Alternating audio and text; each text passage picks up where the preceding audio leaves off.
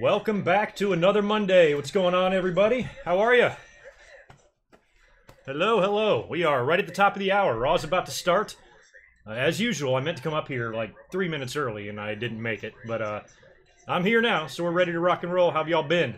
Some of you were with me this past Saturday. I did a short little like 2-hour stream and Q&A, which was fun. And now we're back up here as normal for Monday Night Raw. Give myself a look. All right. Looking good to me. Ready to rock. I just took a look at the Raw preview. From what I could tell, we've got a couple of Super Showdown rematches. The Shield against the Pac in a 6-man rematch. And we got the Bellas and Rousey taking on the Riot Squad again.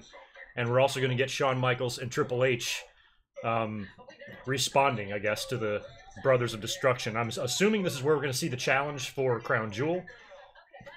Possibly Survivor Series, but my money's on Crown Jewel. And that's about it. So, yeah, that's what we're in for tonight. We'll see how bad this Raw sucks compared to the last couple of weeks and see if we can survive this together. All right, the brand new, snazzy new opening that I'm not sure if I've talked about yet is just starting now, and Raw's about to kick off. Hopefully we'll have no streaming issues or buffering issues, and I'll be somewhat in sync with where you guys are in the show. And yeah, here we go. Monday Night Raw. I have no idea what we're opening with. It might be the big dog. I don't know. Or it might be Shawn and Triple H. Oh, they're in Chicago. All right. At the old Rosemount. Okay, they're opening with Triple H. All right. Well, we'll get this out of the way now. I mean, if you're going to do some sort of a big challenge here for Crown Jewel, you might want to open with this, considering how shitty Raw's ratings are. Go ahead and get this announcement done while you got the most possible people watching. All right, Triple H is out first, and he was victorious on Friday or Saturday, but he got his ass kicked after. So that's where we're at. Hello, hello, everybody. Get my first look down here in the chat, too.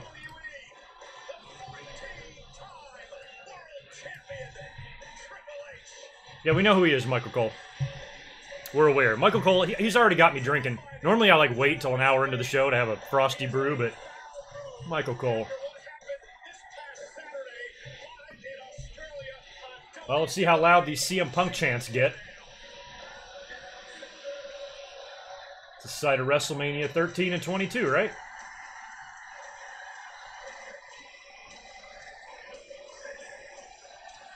The sexy bald boy.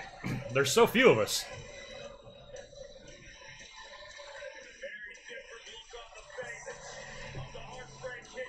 It's still like halfway surreal to me in my brain that this is actually going to happen. Shawn Michaels is going to wrestle again. I really thought he would never do it.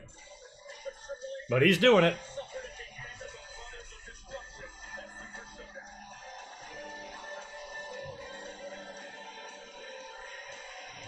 Joseph Wilkins, knock it back.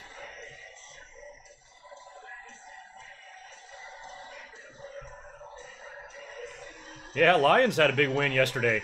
That's the problem. The Lions always have a couple of good wins in the season. They beat the Patriots already. They beat the Packers. But overall, they'll fall short of the playoffs or something. Typical shit.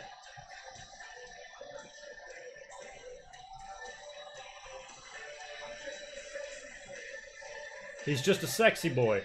It's so funny to have Triple H with that angry look on his face while I'm a Sexy Boy is playing.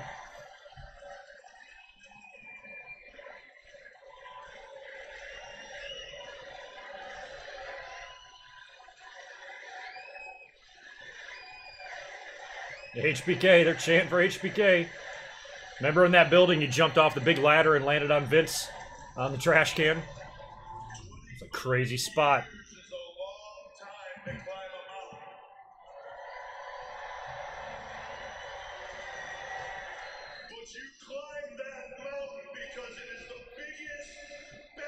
I mean, it didn't even feel like a one-on-one match. It felt like a fatal four-way. Or a tag, maybe, at Super Showdown. I mean, it was no DQ, which was made last minute, so all 4 guys got involved. Yeah, I mean, most of the time you forgot that it was one-on-one between Triple H and Taker.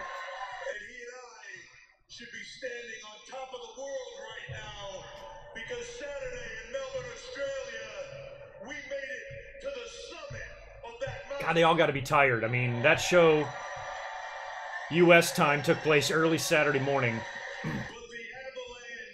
And then they had to get back all the way to Monday Night Raw. Jesus. I'd be like, I need a nap, bitch.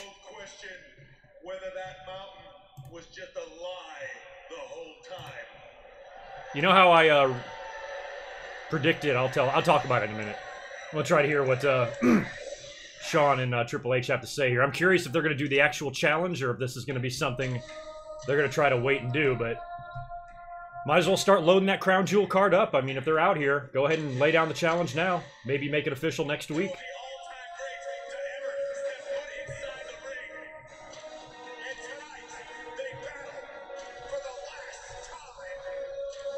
Kane barely did everything, I thought. Or Kane barely did anything. I thought he did a whole bunch of shit. He was getting involved out there.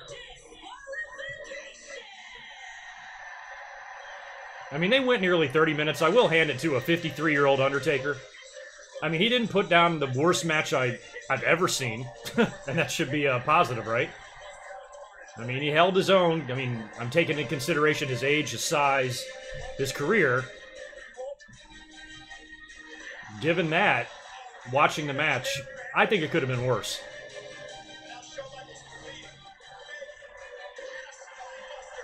Shawn getting up on the apron reminds me of WrestleMania 29 when he got up there against, when the Triple H was facing Brock and got knocked off, got like his nose busted. Back then, that was as physical as Shawn got.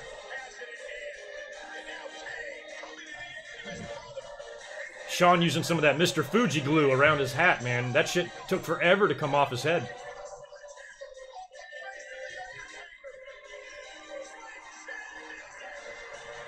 Yeah, what's going on, everybody? Just rolling in here now. I'll peek at our audience. Oh, a couple hundred folks in here. Y'all know the drill. Subscribe, like, help me out. Help out our Monday tradition here. It's usually a pretty fun night of streaming every week when I come up here and do this, so let's keep this video awesome. God, Shawn, it's just going to take a while to get used to that fucking bald head. See, the ending where they tried to, like, help him up, I thought was stupid, because you guys were using, like, sledgehammers and shit on each other. I mean, it was... I swallowed it at WrestleMania 28 because it was such an awesome moment, but I couldn't do it here. I was tweeting the whole time. I'm like, no way this is happening. He's going to hit somebody. There's no way they're going to go off the air while they're all sucking each other's dicks. It's, like, impossible.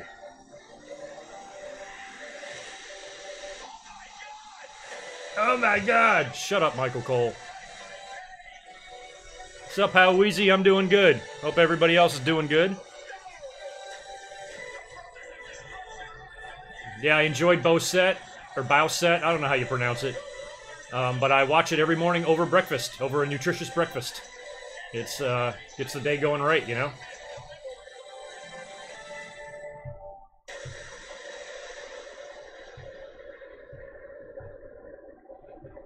Can you imagine a mayor, like, in the South in Tennessee? Somebody calls the mayor's office and be like, no, sorry, he's in Saudi Arabia. Wrestling D-Generation X. Respect is a word that has lost its significance as of late. Can't make that shit up. Respect. Respect is not something that Shawn and I give very easily. It takes a lot to earn our respect. Respect. Like when someone you idolize takes you under their wing from day one because they see something special in you. They help you. Yeah, Luna, sorry, I kept Nikki off this one this week. I don't know why. Respect, like when you spend your entire career fighting everyone and everything side by side, back to back, fighting the world. I mean, if you're gonna talk for 20 minutes, Triple H only to challenge a tag team match, we can fast forward this, can't we? Respect is when you stick to your word, even though everyone tells you not to. Everyone. See, Triple H is telling him to come out of retirement. Opportunity for you not to, but you stick to your word. That is respect. You know, sometimes you respect who someone used to be. Sometimes you respect them for what they used to represent. I mean, I'll give them credit here. If they're going to get Shawn back in the ring, they're doing about as good a job as you can as far as explaining away why he's no longer going to remain respectful and stay retired. I mean, they're going to have Undertaker all but beg him to come out of retirement in order to do it. Triple H is doing the same thing. A long time to sit there and think about the beatdown that we took at Super Showdown. And it is a long time to sit there and think. God, Shawn.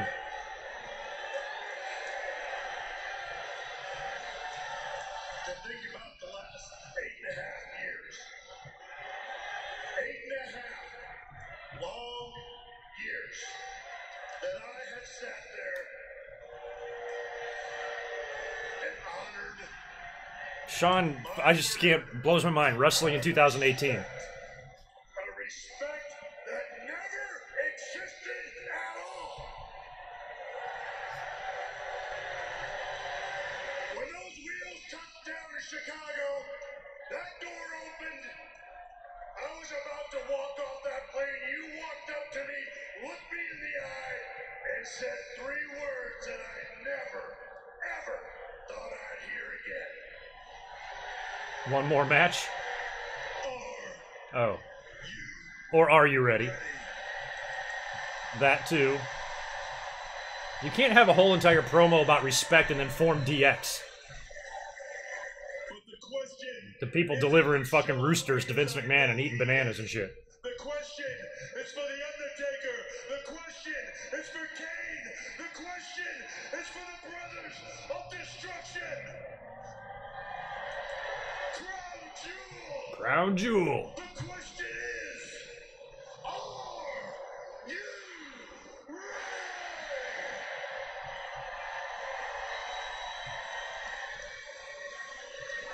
D-Generation X is ready.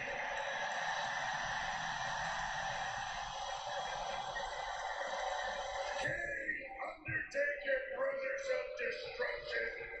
Man, what is wrong with the few people that told me that they don't see this match happening at Crown Jewel? I'm like, what are you watching then? How do you not see this match at Crown Jewel? I had so many people tell me that. Or not so many, but a few. Like in the YouTube comments and stuff. I'm like, I don't think that match is going to happen on Crown Jewel. I'm like, well then we're not watching the same fucking TV show. Because it seems pretty goddamn obvious to me. And it looks like we're confirmed now. DX, Brothers of Destruction. We got the DX music. They tore off their shirts.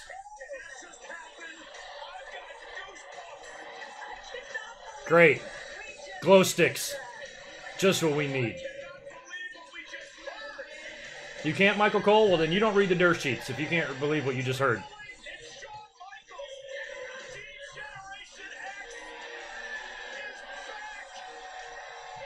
I love that D-Generation X is back, and in, what, a week? 8 days? Evolution's going to be back. Alrighty. Shawn still looks goddamn good to be 53 years old. I hope I look that good. Oh God, Catherine, he does, doesn't he? Ew. Don't ruin him for me. I like Shawn.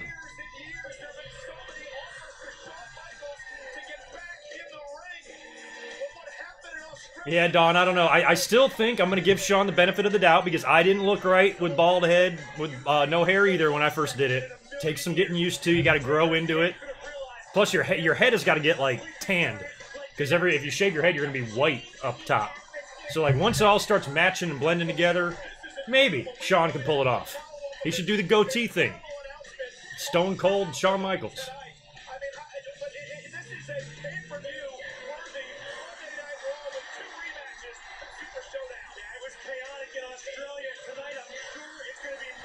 So we got another 6-man match, again, that they've done on every house show and at Super Showdown. The Shield against the Pack. Okay, now remember when I predicted the Riot Squad to win at Super Showdown? I predict them to win here. I mean, this is like, you got to give them a win, right? So basically, if they do the angle tonight that sets up Nikki Bella and Ronda Rousey, that means that they never, like, that was just a house show in Australia. Because they could have done it there. But instead, they're just going to give the regular match and then do the angle on Raw where more fans can see it, I guess. That's what they're going to do, y'all. Which makes the match and the whole fucking presentation over there meaningless. Except for Buddy Murphy. That was cool. Everything else.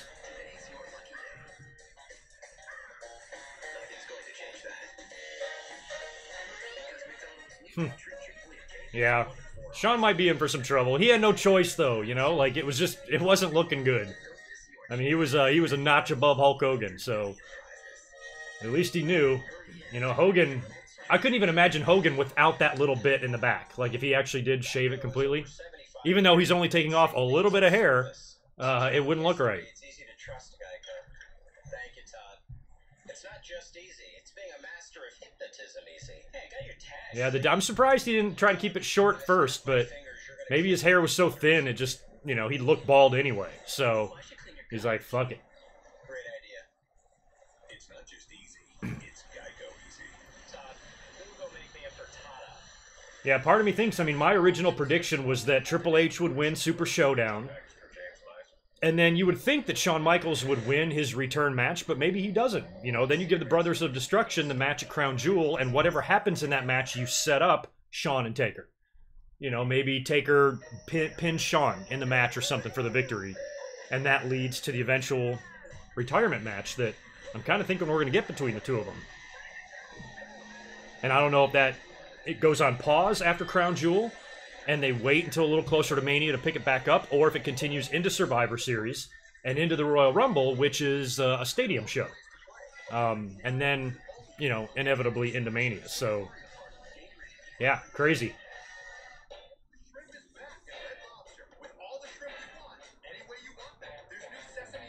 No. If Saudi Arabia offers WWE $100 million for WrestleMania, will they do it? Probably not. I don't know if $100 million is enough, to be honest. I mean, it's a good chunk of change, don't get me wrong, but to go through all that trouble, I don't know, I doubt it.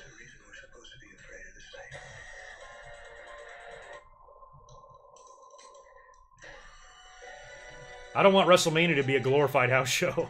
If any show is going to not be a glorified house show, I'd rather have it be WrestleMania. And if WrestleMania was going to go to another country, I'd pick a few other ones ahead of them. I'd send it to fucking London or something before the Kingdom of Saudi Arabia.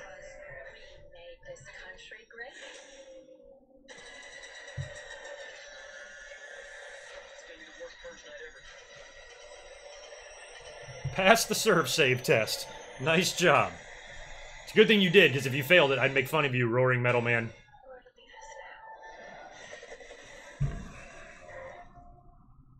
Gotta pass that shit. That's cake. But that's very valuable to have that. I didn't even know Nia Jax was on Total Divas. And Paige went out with her brother? Gross.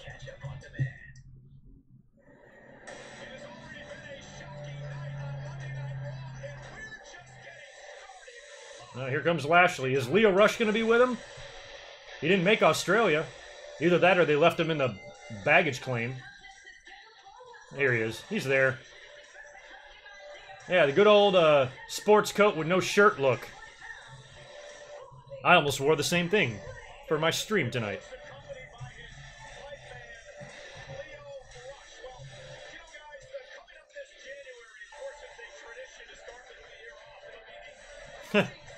Well, thanks, Muhammad. I ain't the worst live streamer. I don't know where you were, but we're cool over here.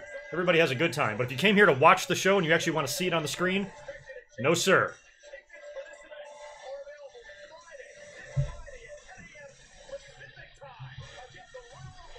I don't think anybody's saying that, FT Legend. Australia can get a special show, but England can't. England gets lots of special shows.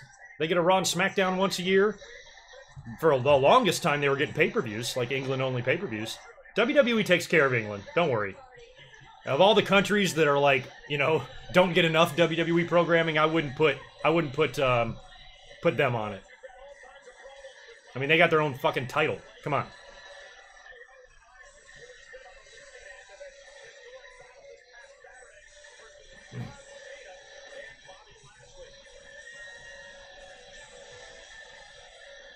We're probably going to find that out pretty soon, this tournament. Is this part of it right here? I wasn't listening to Michael Cole because I don't ever listen to him. But we've got this World Cup shit, right, at Crown Jewel. They should start setting that up. I missed whatever they're going to talk about here.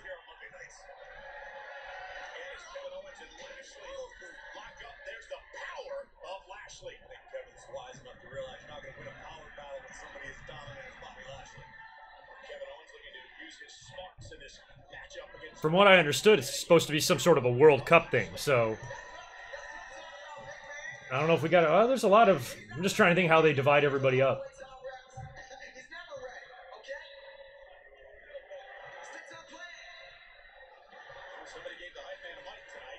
So he's basically Jimmy Hart. He's basically stealing Jimmy Hart's gimmick, but instead of the megaphone, it's a microphone.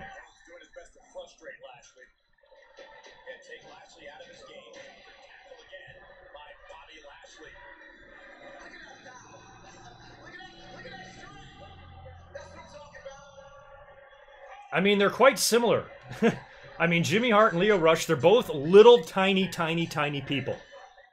And they both wear sunglasses. They got high-pitched voices. They're super fast. I mean, Jimmy Hart was not, like, doing backflips off the ring and shit, but he could elude a motherfucker if he had to. So they actually are quite similar. One's white, one's black, one has short hair, one has long hair, but aside from that, they're pretty much the same dude. Lio Rush could wear some more colorful outfits. Maybe do some airbrushing on them sports coats.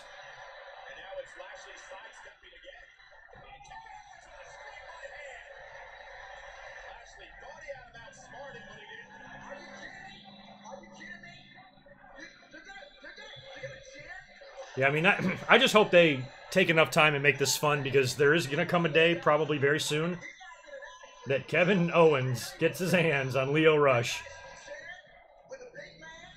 And Lio Rush may have to relearn how to talk.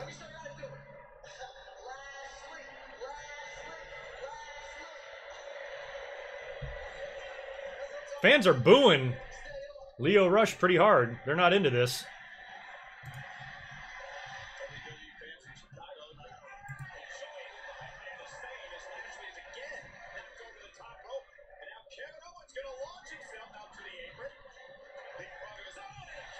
Couple of qualifying matches tomorrow. All right, thanks. Yeah, I haven't seen much about this. I'm sure they'll beat it into our heads tonight, though. Damn. That is a very pro Kevin Owens crowd right there. See, they should turn Lashley heel, man. I said that he should have turned on John Cena at the Super Showdown.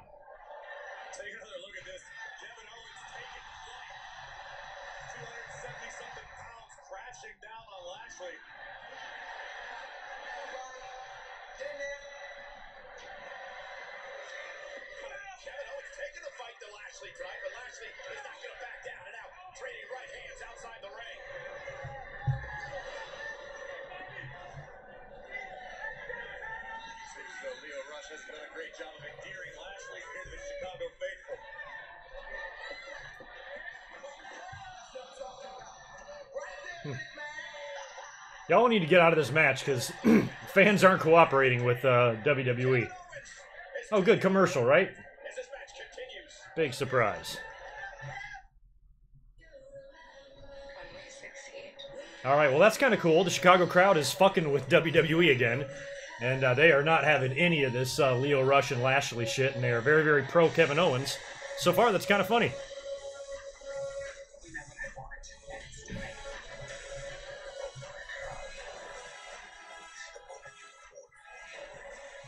Go, whoever that is. I hope that's Ingram.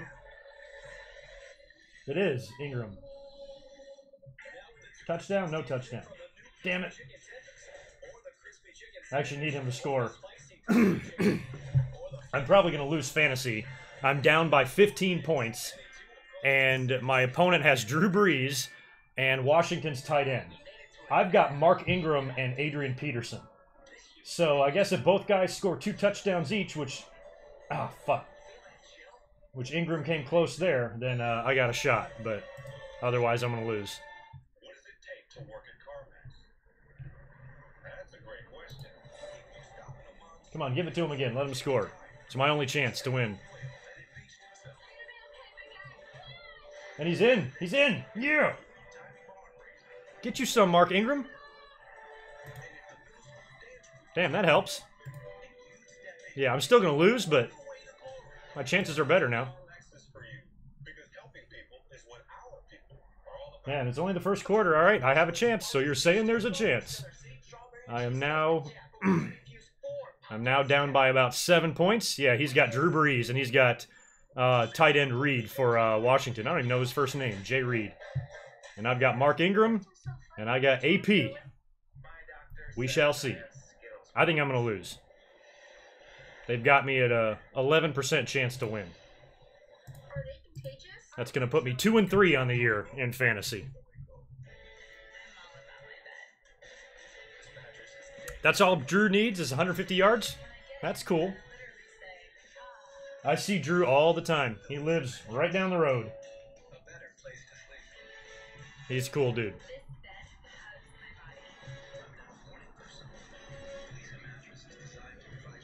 All right, so for those of you just tuning in, if you're not watching Raw, we got a commercial break and a Bobby Lashley-Kevin Owens match. Chicago is very, very pro Kevin Owens. They're shitting on Bobby Lashley and Lio Rush, who's attempting to cut promos throughout this whole match. Very Jimmy Hart style. But the crowd isn't cooperating, so it's kind of fun. So we'll see if during the commercial break they're going to do something to rile up the crowd. I mean, Kevin Owens might have to get on the mic during the commercial break and talk shit about the Blackhawks and the Bulls and shit in order to get that crowd angry at him, but they might not fall for it.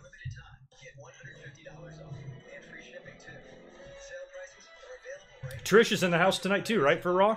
So I guess they're going to start that whole situation with her and Alexa Bliss.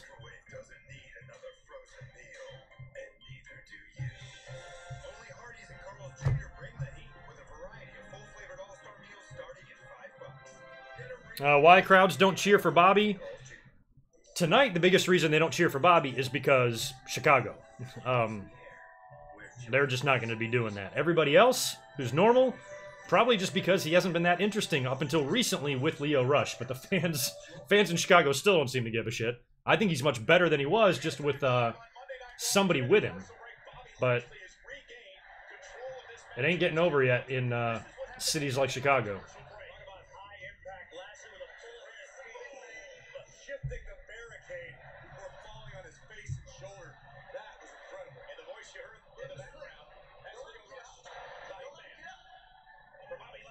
Don't let him get up.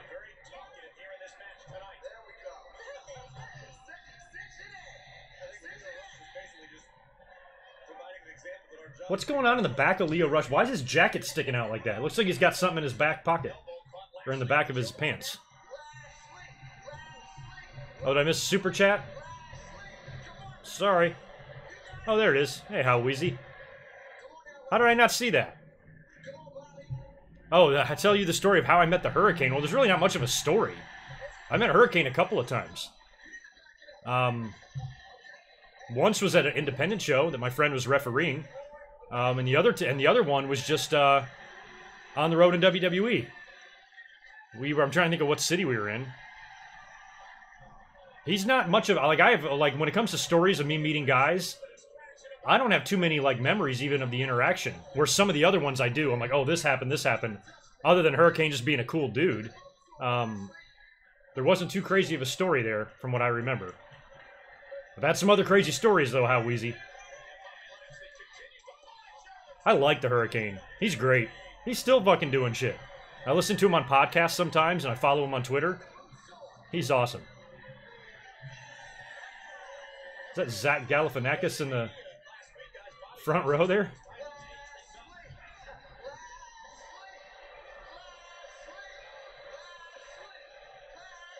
I don't know where Elias is, but I kind of hope he doesn't come out. I'd kind of rather see this whole thing just end. Like, this Lashley and Owens shit is still going on. So far, the angle has gone nowhere at all.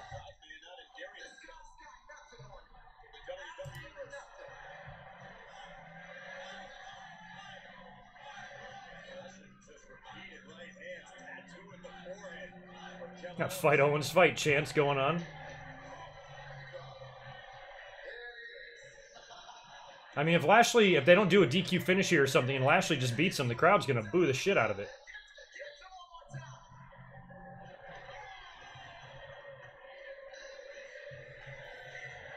Crowd does not seem to give a shit. WWE, will you just, somebody on headset just say, go to the finish, please?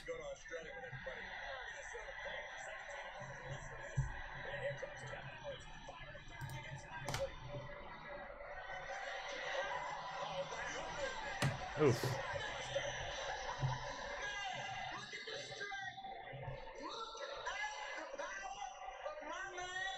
I think Elias might be there. I'm not saying I don't want to see him, Catherine. I'm just saying I don't want him involved with any more of this shit. Has been dumb. So maybe he just comes out later and sings and entertains us and starts something new with somebody else. I'd rather see that. We got this big vertical suplex. Is that going to be the fucking finish or what's happening here? Owens kicked out.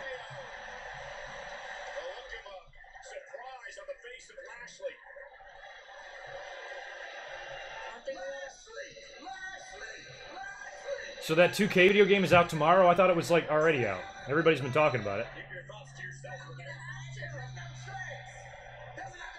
You're as confused as I am. Hand sanitizer. I don't know what the hell this is either. Look at that gut on Kevin Owens. Goddamn. I don't know. I have not been interested or enjoyed really any of Bobby Lashley's feuds at all. The Sami Zayn one was fucking insane. This one's dumb. Especially the way it started with Kevin Owens quitting and then randomly attacking Lashley. Stunner? That would have been awesome if he beat Lashley with a stunner in Chicago. Hell yeah.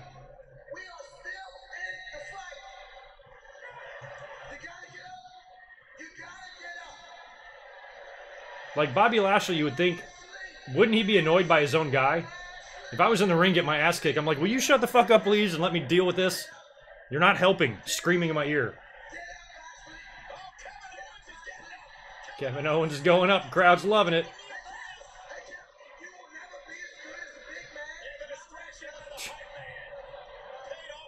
Oh, he tree of woed himself? Only because Leo Rush was talking shit to him?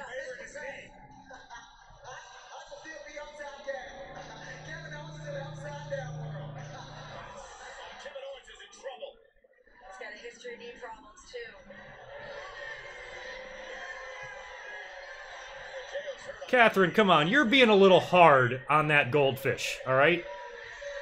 I mean, a dead goldfish has got more charisma than Bobby Lashley. Come on, have some respect for the dead. Jesus, girl. So disrespectful. Now, here's that weird Dominator thing. Is that going to be it? That's got to be it. This match is done.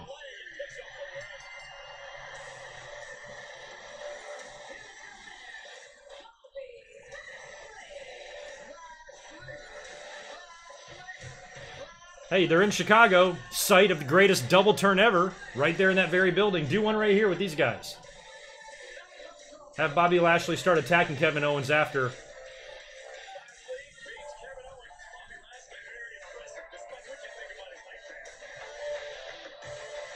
I wonder if they're going to spoof. Do you think WWE will spoof the UFC tonight and do some shit where somebody flies out of the fucking ring after they win? I would. If I was on the creative team.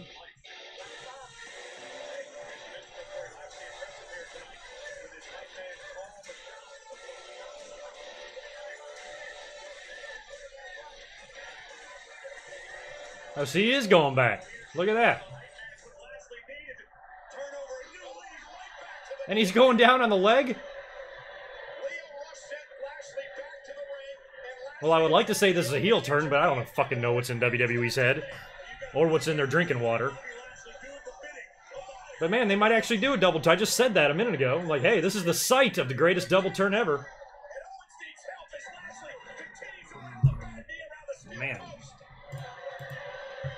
Go, Lashley. Hey, that's better than happy-go-lucky Lashley.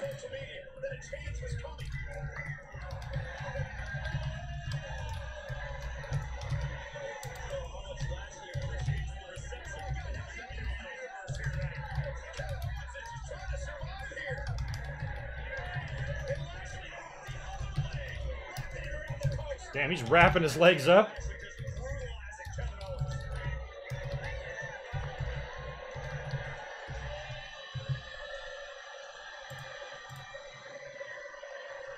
Go, Lashley. Hey, I like it. Now, what's going to be stupid is next week if Kevin Owens comes out and acts like the heel again or something. And attacks Lashley, and then he's the sympathetic babyface. I don't know.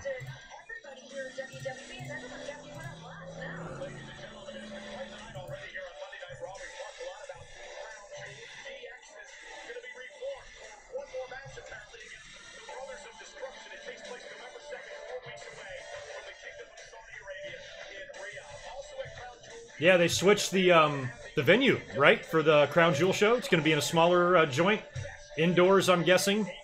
25,000 people instead of the big stadium show they did last time. That's fine, I don't care. We don't need like 5 stadium shows a year.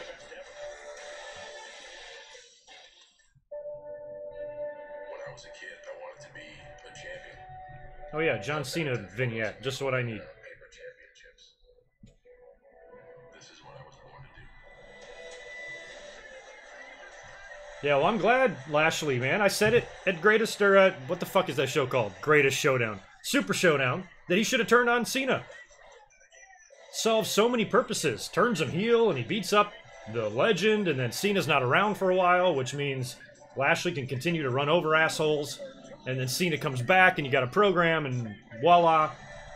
But, whatever. This is fine, too. I think we're long overdue for a Kevin Owens face turn. I mean, I think Owens is one of those guys that, much like Edge, I think is probably a better heel, but might not be a horrible babyface. Let him at least try. Edge made a decent face. Better heel, but still, he did all right. I think the only guy that really sucked at being a babyface was maybe like Randy Orton or someone, but Owens I think could be fun. Thanks, Aaron. Things are going real well. How about you? Actually, it's only going sort of well because I'm going to lose fantasy football unless Adrian Peterson runs a 40-yard touchdown here.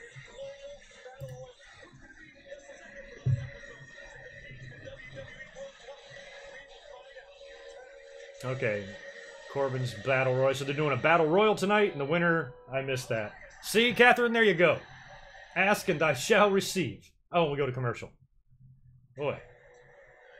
It's blue balling us right there.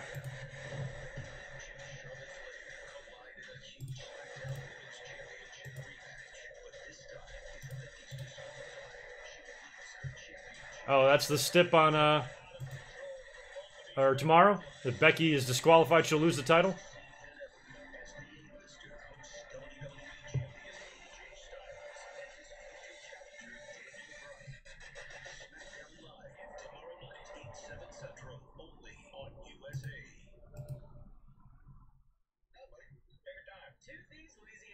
So that's good. At least this Elias... I mean, the Elias and Kevin Owens, you know, little duets were fun.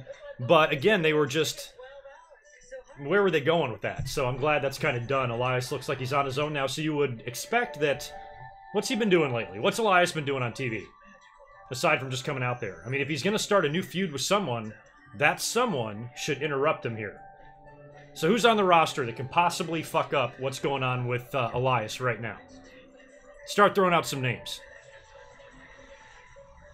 Balor again? I don't know. It's not going to be any of the Shield guys, we know that.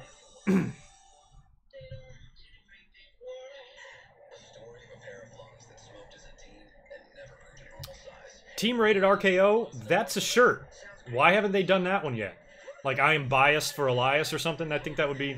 That should be one of his catchphrases. Tweet that to WWE.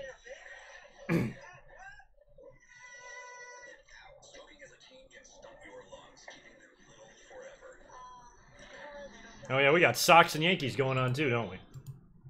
Your microwave doesn't need another frozen meal, and neither do you.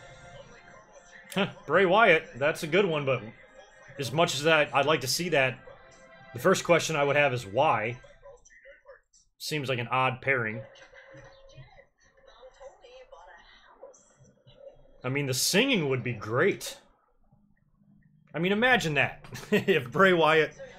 I can almost see them being a team more than opponents, but if they did something in the ring where Bray Wyatt starts singing, he's got the whole world in his hands, and Elias is strumming the guitar, that might give me an erection. I ain't gonna lie. Yeah. Bray Wyatt. Wish they'd do something with him.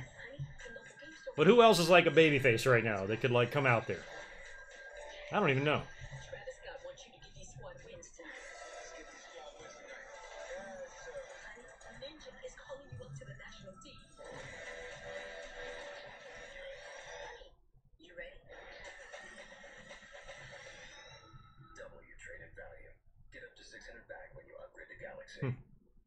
Yeah, I don't know who's... I don't even give a shit who's going to win the World Series. I don't care about any team that's in it.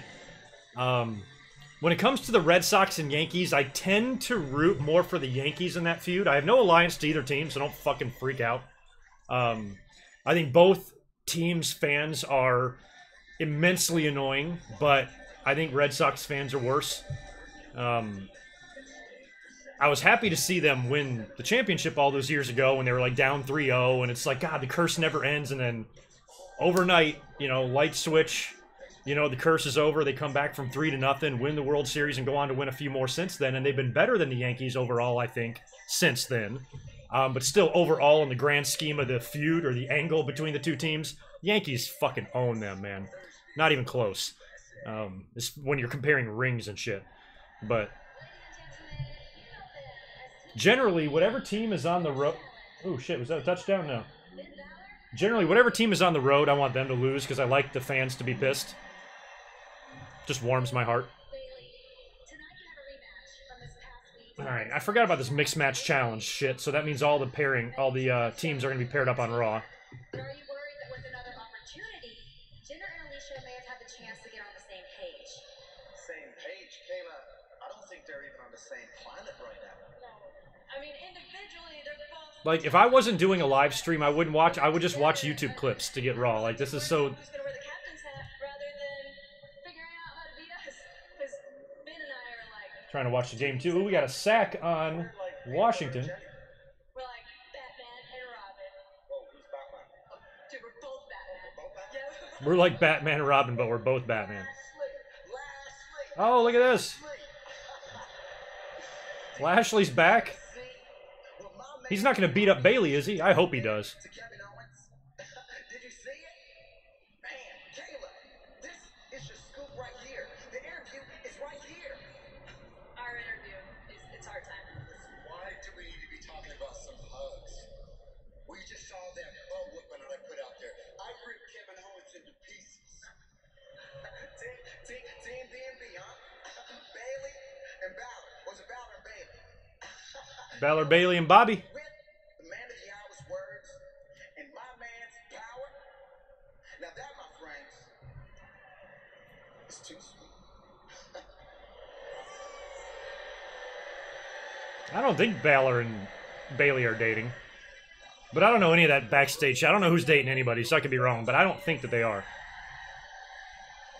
There's Elias.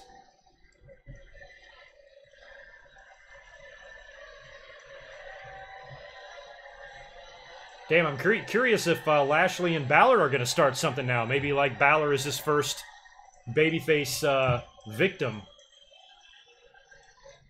That might not be good.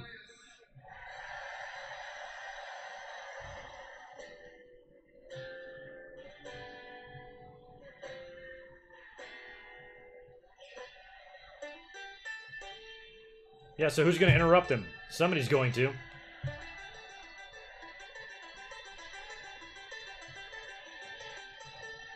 Why did Elias cut a piece off of my grandmother's couch and wrap it around his head?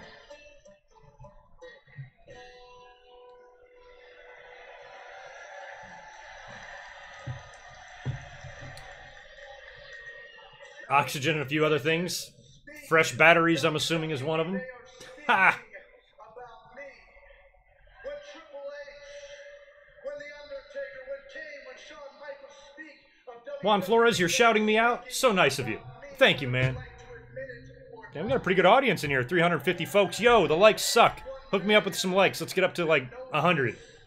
And then we can... And I want 200 before the show's over. Hook a brother up. John Cena knows deep in his heart what everyone here knows, and that is that WWE Was Elias the one that got pinned with the Jupiter Punch, or was it Owens? I think it was Elias.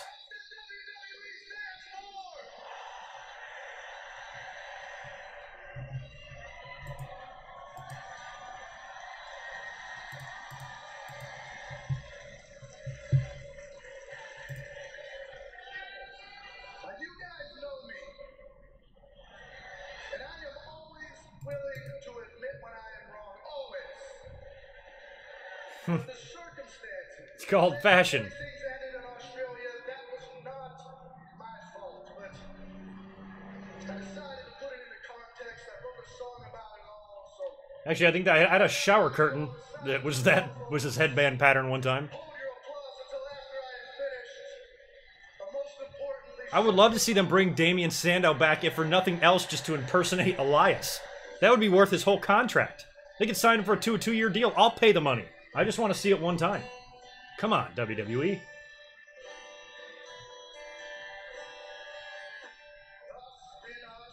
No, Lashley didn't turn heel on Lio Rush. I think Lashley turned heel on Kevin Owens. After he beat him, he just beat the crap. He continued to beat the shit out of Owens. A lot of people think it was a double turn. We are in the building. Same building as the greatest double turn in wrestling history at WrestleMania 13. It was definitely a fitting stage if that indeed did happen, and Owens is going to go on and be a babyface now. Who the fuck knows what they're smoking back there? They might forget the whole thing next week, and then we get regular old Bobby Lashley back, and you're like, hey, wait a minute, I thought he turned heel last week. So, I don't trust them to do anything right.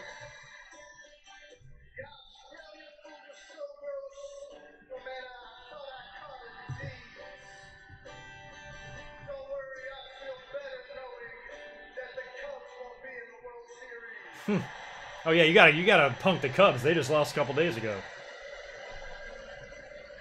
They're like, man.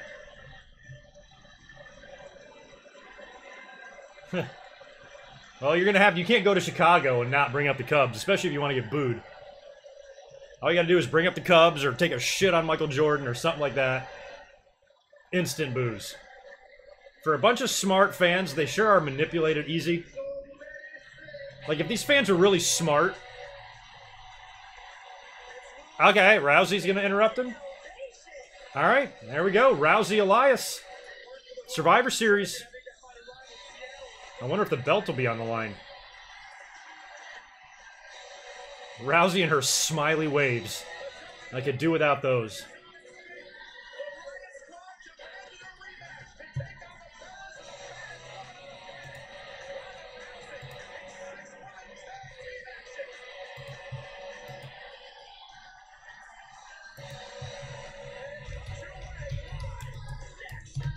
Oh, Michael Cole.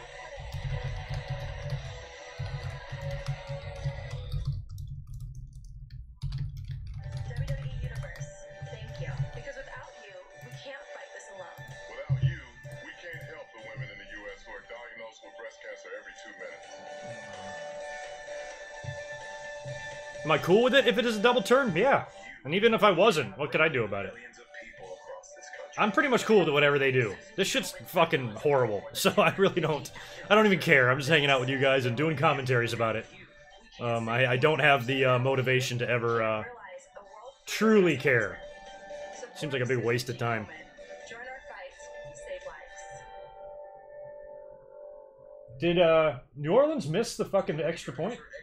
6-3 now in this game. But those roads shouldn't ruin your pizza when you carry out. So we're doing something about them. Oh, Muhammad's like, well, bye, Raw's not worth watching. Well, luckily you're not watching Raw. You're watching me, aren't you? I'm worth watching. If you stick around, play your cards right, I just may strip.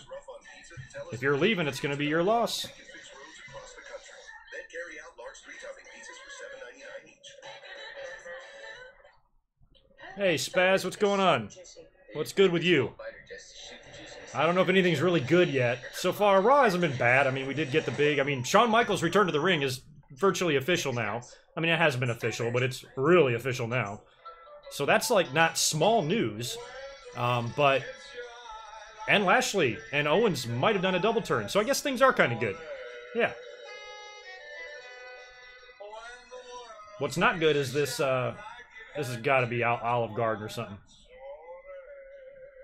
You're playing Italian music in the most non-Italian restaurant. Oh, it's Applebee's. Even worse. Well, I mean, I guess Baron Corbin pulled some strings, and since he sucks as a waiter and has forgotten to bring my goddamn mozzarella sticks for a month straight, he pulled some strings for the USA Network and got Applebee's some advertising spots on Raw. Probably saved his job. He's probably at least been demoted to a busboy, but at least they didn't fire him. So that's good. He tried to make right. It's a learning experience for Baron Corbin.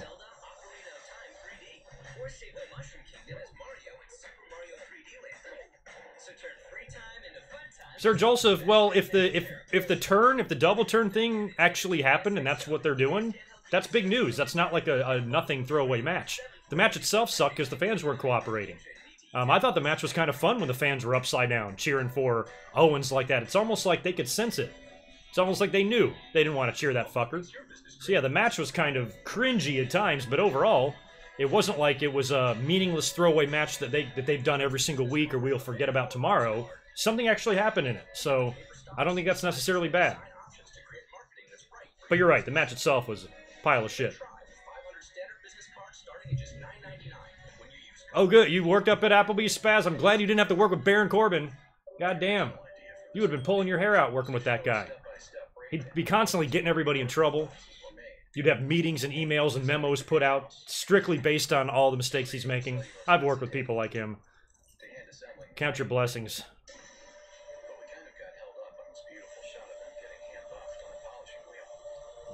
Applebee's is whack. Yeah, I think I might have been in one once. Applebee's is whack. Most chain restaurants are. Well, I think I need a quick little new Stella. Oh, sorry guys. I got two cats under my leg.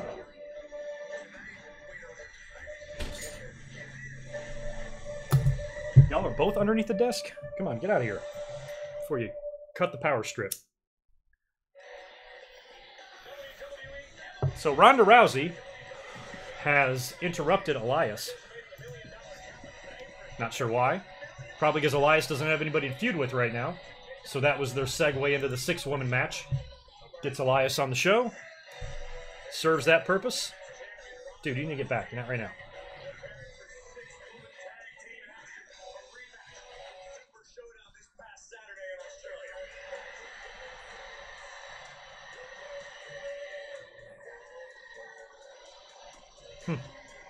Hello, Bree. Oh, the Bellas. You know, they're legends, you know. Legends. LEG. ENDS. Legends is what WWE calls them. Hey, buddy. You're coming in? You're coming in. We got the first cat appearance of the night. So, here, sit still if you're going to be up here. God, I hate the way they hug all the time. All right, the Riot Squad have got to win this match. I predicted them to win on Saturday at Super Showdown. Rousey tapped out Riot last week, I think, on Raw.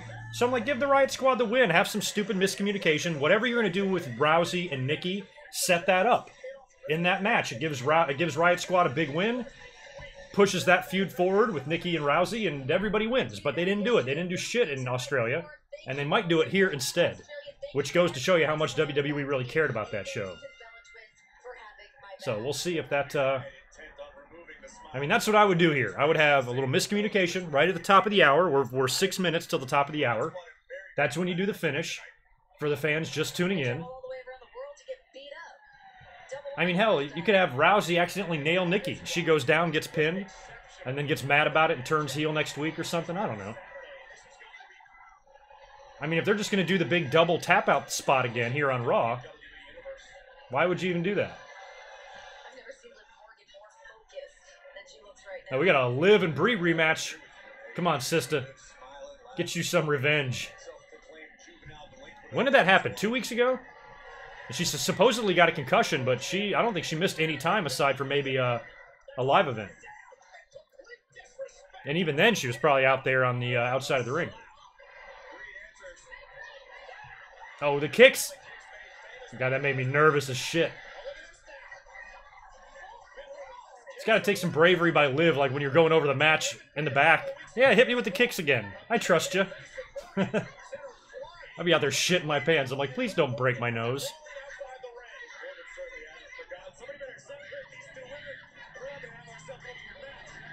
Look at that, tearing them apart. You got 16 ounces of a claim to fester about your hate for somebody. My goodness, what a way to start things off. And one of Liv Morgan's mottos is, I do not care about anyone's opinion. Hey, Sarah. All I care about are Ruby and Sarah. You see Sarah Logan just tagged herself in, and Liv Morgan turned around and Ronda Rousey. Sarah Logan and Ronda Rousey. Logan went right at her, and yeah, you paying for that. Whipped into the corner. And Logan, the powerhouse of the Riot Squad. Jesus. And the Riot Squad thinks twice about it. Man, I think Sarah Logan and Bray Wyatt would make a good duo. She kind of looks like him. Like, with that hair and the braids and all that. You put her in some fucking Deliverance gear or something. Make her Sister Abigail. I don't know. Might be fun. So, you won't need luck. All right, free fries. Don't miss your chance to win your share of over 100 million prizes. American beer is not awful. I mean, like Bud Light and shit is, but no, we got good beer over here. All across this country. I think there's like 50 cities here in this country alone that all claim to be like the beer capital of the country or something. Acting so funny. What's wrong, Billy? My doctor says I have Skittles pox. Is that, do girls do that too, Catherine? Contagious? Yeah, I definitely had a strategy to my friend making when I was in school. I purposely made sure that I had some big boys in my crew. Just in case somebody wanted to mess with little old me, I got a back door. Essential for the cactus, but maybe not for people with rheumatoid arthritis, because there are options, like an injection. Xeljanz XR, a once-daily pill for adults with moderate to severe RA for whom methotrexate did not work. Hey buddy, what's going on with you, man? Xeljanz XR can reduce pain, swelling, and further joint damage. Alright, we gotta try to keep a cap on Drew Brees tonight, Washington, if you can. I got a slight chance to actually win this game. But Brees can't be tossing like 5 touchdowns, or I'm screwed. Don't start Xeljanz XR if you haven't. I don't know what drug this is they're advertising, but she's in a field of purple flowers and wheat.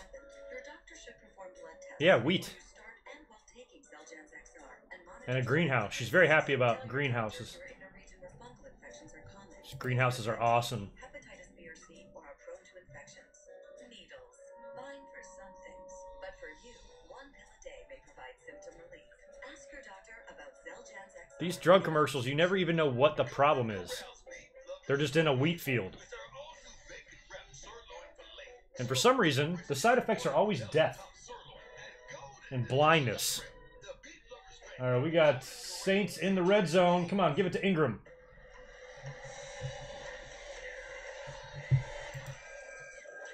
They did give it to him, too, didn't they? Oh, no, they didn't. That's Kamara. Or Camera. Oh, man, I don't know. If I could go back in time and see a Super Bowl, what Super Bowl would it be? Gotta be one of them early ones, man. Trying to think one in, like, recent years that would have been really fun. Maybe the one... I don't know. I don't know. I don't have one that I really mark out for. It's almost an interception. All right, so we got Nikki and Ruby in the ring now.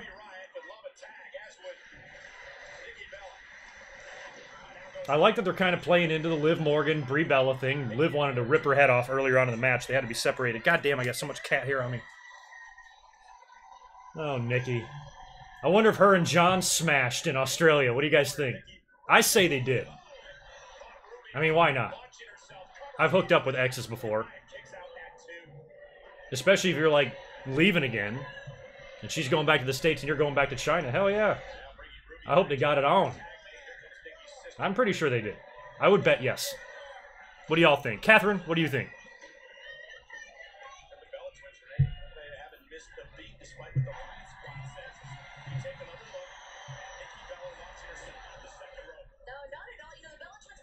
Legends. Ooh, Nikki rocked her back of her head on that apron bump there.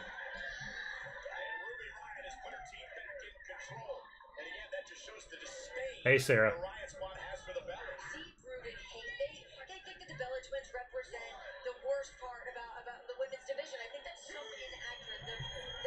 Siri thinks I'm talking to. I'm not talking to you, Siri. Jesus. How do you shut her off?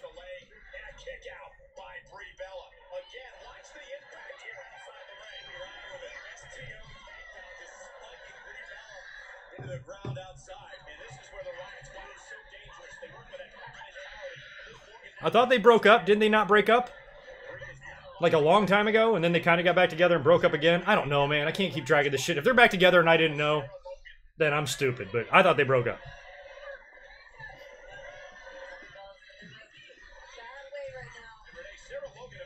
All right, good, Catherine. I just want to get your opinion and Dawn's, any other females in here. Just making sure we all agree that that happened. I wonder if she pulled his hair. Since she can now. I don't have any. You just gotta pull my ears. Ah, shit. New Orleans scored. And that was Breeze tossing the pass. We almost had another missed extra point. Holy crap.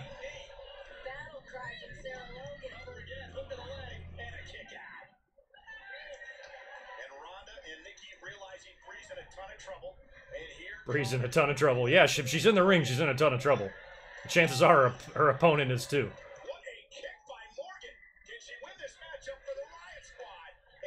Look at Liv just nailing Brie with that vicious, safe kick. Look at that. Oh, oh. If she had implants, that might have popped one. That was a stiff-ass kick by Ruby.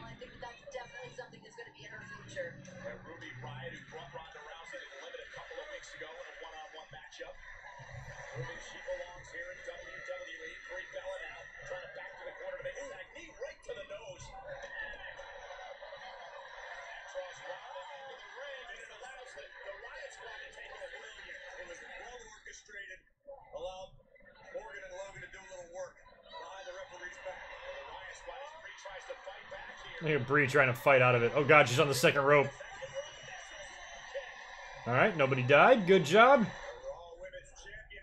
Rousey is like, get me the fuck in there. Do they still do yeah, there's one. I was about to say, is there still tag ropes?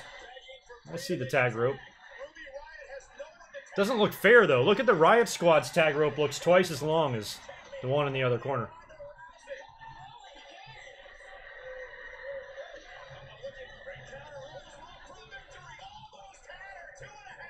I have no doubt that Ruby Riott will get a title run at some point. Might take them forever to get there, just like Asuka, but they'll get there. Just might be a year or two after we want it to happen. I think Riot's too good. I mean, if you're putting belts on people like Carmella and Naomi and shit, Riot is every bit as good as them, if better, a lot better. So yeah, I think she'll get there. But it's kind of Rousey's time right now, so. If that's something they're going to do, that's going to have to be a 2019 thing, not a 2018 thing. Oh, man, we're going to tap her out again? Unless they get in. Oh, there's the Riot Squad. Oh.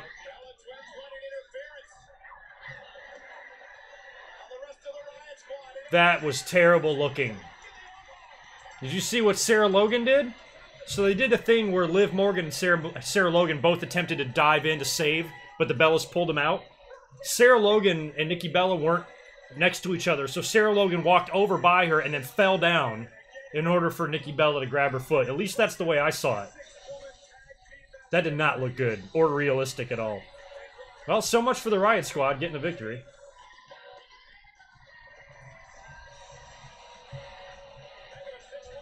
I mean, unless... See, look, now they're doing the arm-raising thing, so unless we're going to get a clothesline here by the Bellas. They're doing a lot of the arm-raising. Come on, hit her. Oh, she's hugging her. Yeah, there it is. I see it. Yep, there she goes. There we go. I'm about to say, they're raising their hands a little bit too much there. The funny thing is like, this shouldn't matter. Rousey should be able to beat the shit out of both of them. Come on, Rousey, get up. Rip both their arms off. And then when they go to repair them in the hospital, they accidentally attach the wrong arm to the wrong girl. That's what you do. There you go. Now start fucking her up, Rousey.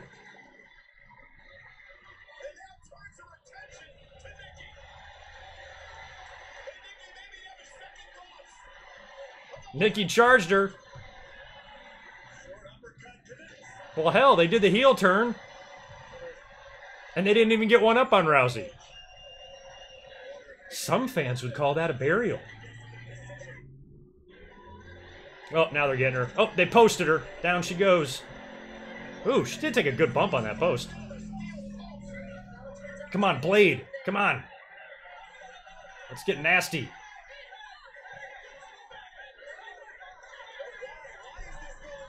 Alright, so they did the heel turn. Bella's turn heel. I still think you could have done the whole thing and given the Riot Squad at least a victory here. Just to throw them a bone at the same time. They didn't necessarily have to win this match if your whole plan was to do a heel turn anyway. Could have done it in the match.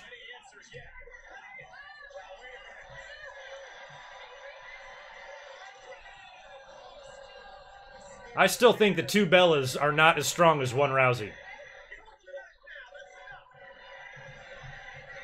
The only thing that I was hesitant about this heel turn about was, what are they going to do? They're going to have to keep Brie Bella off of SmackDown. She's not going to be able to be out there with Daniel Bryan and be a face on one show and a heel on the other. So she has to be done with SmackDown. Otherwise, it won't make no sense. All right. Hell, I'm wondering if it's not going to be Nikki and Rousey. I'm wondering if it's going to be Rousey versus both of them in a handicap match with the belt still on the line. How they got the belt off of Austin that way. Remember? They put him in there with Taker and Kane, and they, like, both pinned him. They might have to do that. Make it a special referee or something, too. Like, stack the deck. Like, make Stephanie, that's what you do. I say you do Rousey and versus the Bellas with Stephanie as a referee at Evolution. Let's tweet that.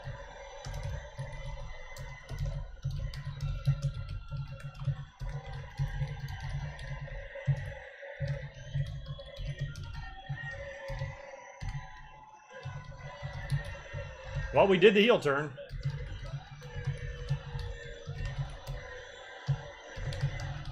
You suck. Hey, good, you know, good on WWE. That is a good building to do the heel turn in.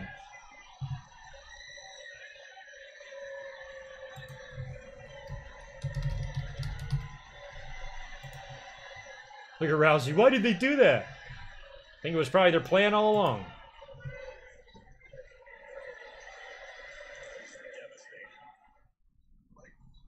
Two things Louisianans never rush: gators and making chicken. Four pieces left. That's why Popeyes marinates chicken 12 hours. So hurry into I mean, I was kind of saying the same thing. I'm not going to start freaking out about shit being too unbelievable or whatever, but I was still laughing like when they turned on her. I'm like, who cares if there's two Bellas? One Rousey is still better than two Bellas. You're going to need 9 Bellas out there, you know, for that really to be believable. But Rousey fought back. It's not like she got annihilated. She was kicking both their asses a couple different times during the brawl. But eventually, the numbers game caught up with them, as WWE would say. Or caught up with her. And she got her ass kicked, but it wasn't like it was a complete beatdown right away. The minute they turned on her, she had kicked both her asses and threw them both out of the ring. It wasn't until after that they got the upper hand. So I don't think Rousey was made to look too bad. I think she got her ass kicked with making her look as strong as possible. She was. If there's one thing if we're going to complain about the way WWE handles people, Rousey shouldn't really be on that list right now. She's actually one of the few people that actually handle well. So I'm not going to be too quick to criticize this, because I was really nervous that WWE would fuck everything up with Ronda Rousey, and so far, hasn't been bad.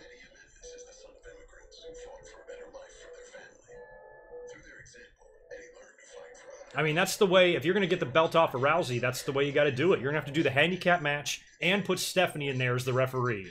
Like, stack the deck completely. Insurmountable odds for Rousey. Throw Natalya in the mix to maybe turn heel, you know, at the same time.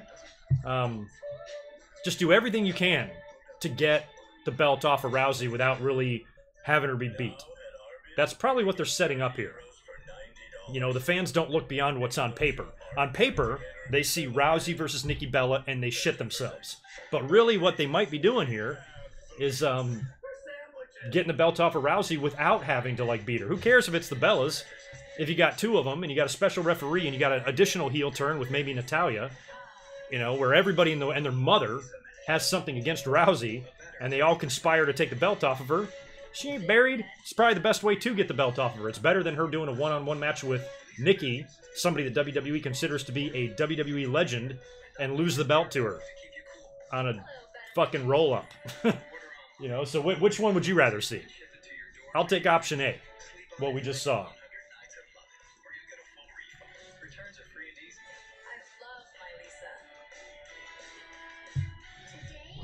Mauro Ranallo is commentating Bellator. Speaking of Mauro Ranallo, I would love for him to announce the Evolution pay-per-view. I don't think he's going to, but I think it's going to be the three of them fuckers. But I'd like to see Ranallo on that.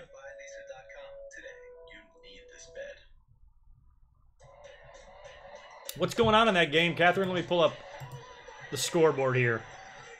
ESPN. 4-0 Boston. Yikes. That series is what, 1-1? I mean, New York took one in Boston. That's what they wanted to do.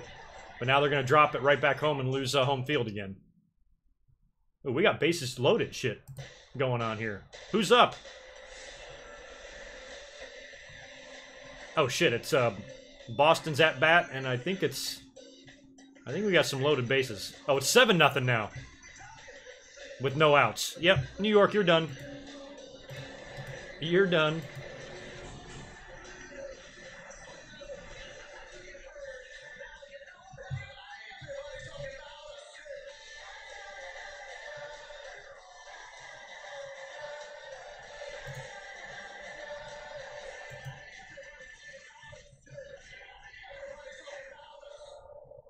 Yeah, 4-horsewoman intervention is possible too at Evolution. I mean, if Rousey does find herself in a position where the deck is stacked, maybe she gets some help. So maybe she doesn't even drop the belt at Evolution. I mean, I thought they were just doing this in case they thought, let's get the belt off Rousey so we can do something else with it, but we don't want to beat her, so that's what all this is about. But shit, Rousey might hold that belt until fucking WrestleMania and face Charlotte.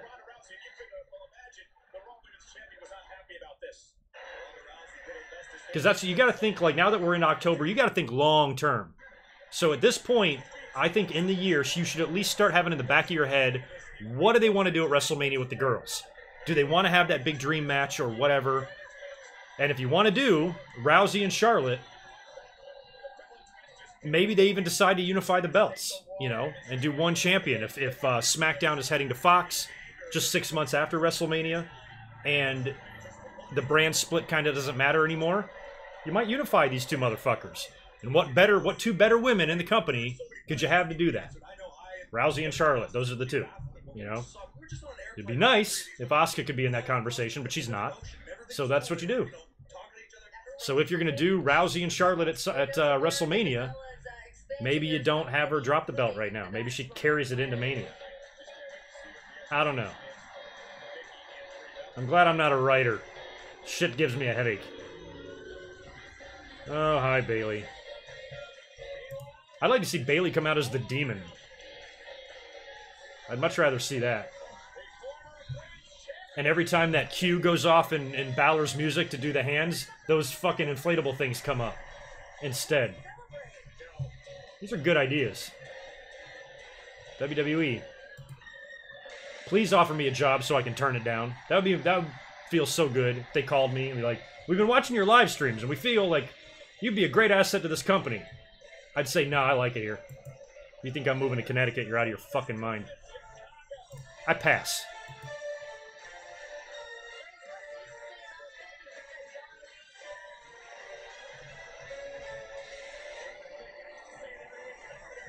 I'd love to see Asuka and Ronda. I just hope there's time to get Asuka back on that level. Because even though, you know, things didn't work out with her, she's still not going anywhere, and her career's not over. I'd be extremely surprised if you have people like Carmella and Naomi having title runs and Asuka works in WWE for 10 years and never wins the belt. She'll get there. I'm just surprised it took this fucking long. But she'll win the title. But as far as like her being like that unstoppable dominant female to put against Rousey, I think Charlotte's got her on that. Now, if Asuka, well, if they would have done my idea with Asuka after WrestleMania, Charlotte beating her was fine. I didn't care. So then you do the rematch at SummerSlam. You give Asuka the victory back. Then they're still like kind of on the same level. You still have those 3 dominant females. But you didn't do that. They did that whole thing with Carmella all summer long. Instead, I'm like, what the fuck are they doing? So that was all kind of like out the window. So I don't know between October, you know, and WrestleMania if there's time to put Asuka back on that unstoppable map for her to even face Ronda. And plus, how do you get the two of them together? They're on separate brands. And you're not going to do a shakeup until after WrestleMania normally, right? So in order to get them both on the same brand or to get them to face each other, you have to have a reason, which is why I thought unifying the titles might be an opportunity to do that, because it can be a Raw versus SmackDown and then winner take all type of thing. If not, oh, well, there's the Rumble. Fuck, I forgot about the Rumble. They're going to do that, right? So yeah, Rousey maybe goes in as champion and Charlotte wins the Rumble. Or Charlotte goes in as champion, Rousey wins the Rumble if she drops the belt prior to that. But what would be even awesomer is if Asuka won the Rumble and then went in to face one of them. Maybe Charlotte gets her win back from last year. There's still time. It's not completely over for Asuka. Don't forget, she was a fucking goofball in Japan. You know, all the people that are mad about her dancing with Naomi, just go watch some of her shit before she came to WWE. She was doing that shit all the time. So not a huge deal. There's time to save her. And if you think her career is flushed down the toilet, then you got no respect for her as a wrestler. I still think you put some yellow razor blades on those tights, Jinder looks exactly like Razor Ramon. Hi, Alicia, you crazy fucking chicken basket, you.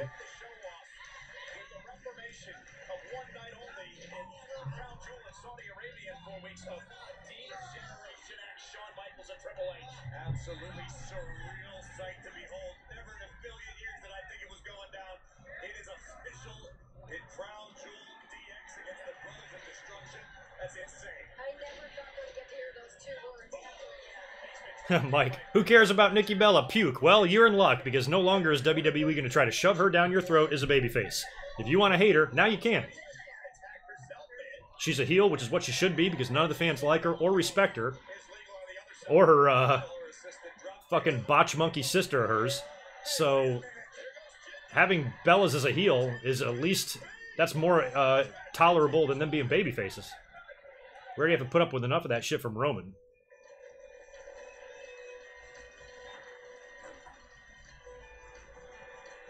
Miz is the ultimate heel. Remember that short time? How many times have they tried to turn Miz face?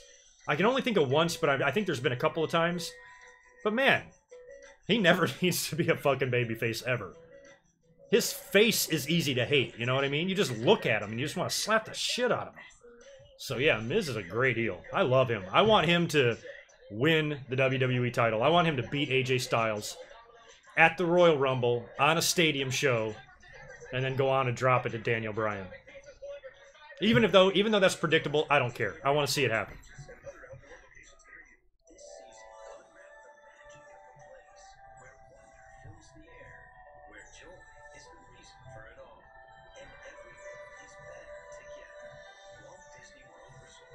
Different heels, though, Chan. Samoa Joe is an awesome heel.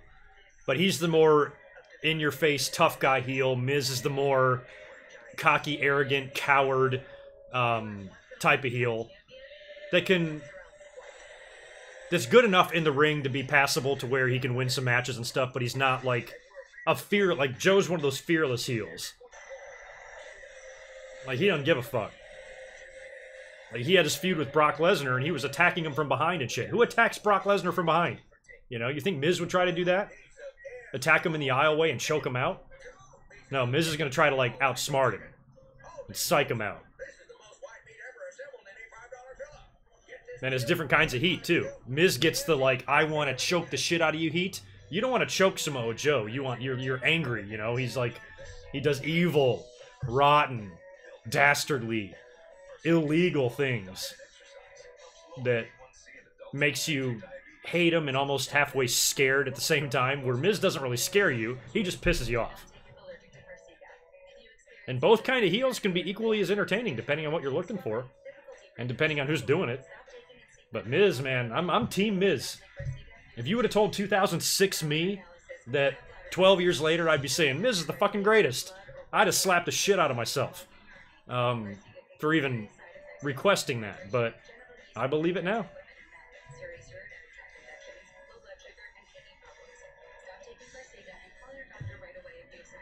Oh shit, we got another touchdown by the Saints. Yeah, I'm gonna lose. Sting 1887. Goddamn. Who was president back then? I think the athletes today are better than they were in the 1800s, so I'm going with AJ Styles.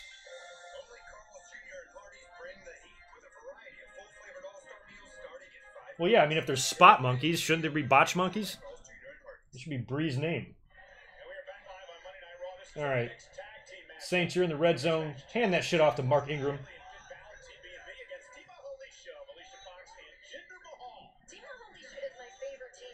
Boston's up 8-0. That game is over. Just concede, New York. Don't waste your pitchers. Just live to fight tomorrow.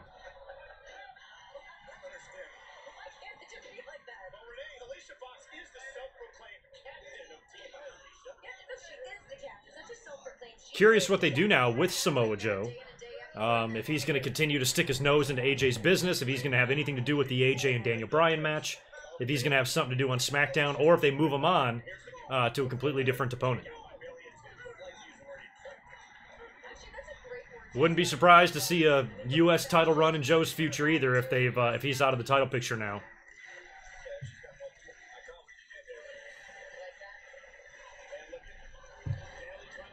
No, I'm not too concerned with Breeze. Like, I've already lost. Like, my only chance of winning this week in fantasy is by some miracle.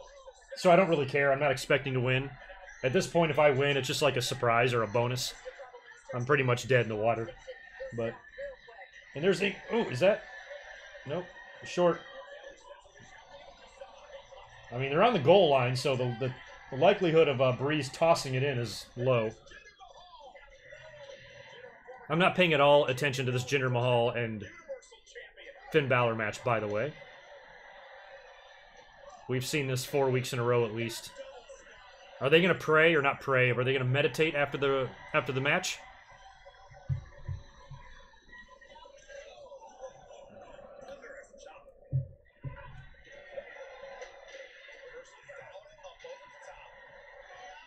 Yeah, Jason, athletic, yes, 100% more athletic. Tougher, that's a different story. That's kind of what you're alluding to there. The matches back in the day, they'd have those long, like, 2-hour matches. Some matches would go like a full day. You know, so your endurance and your conditioning and your cardio has to be top-notch, but fucking, I'm sorry. Whoa. Hackenschmidt could not do a 450 splash. Is basically my point there. You see that in regular sports, too. Athletes today are far more athletic than they were in the 70s and 60s. I mean, some of the shit they can do is crazy. Especially in the NBA. I mean, the players are outgrowing the court in the NBA. Oh, Ingram scored? Fuck yeah. What does that do for me? Damn, not much. Still losing. All right, Balor won. All right, I am down by 9 points with an 11% chance to win. Mark Ingram, his first week back, he's been suspended. I started him. He's already got 16 points in the second quarter. And Adrian Peterson's got nothing. He's got me 4. They're down 20-6 against Nolans. And the tight end for Washington has got nothing on my opponent. So, man, maybe a little bit of a chance here. These running backs got to do more, though. Ingram has had 2 touchdowns, but only 23 yards. All right, so we're going to get Trish Stratus promo, which means we're going to get Trish Stratus and Alexa Bliss segment tonight.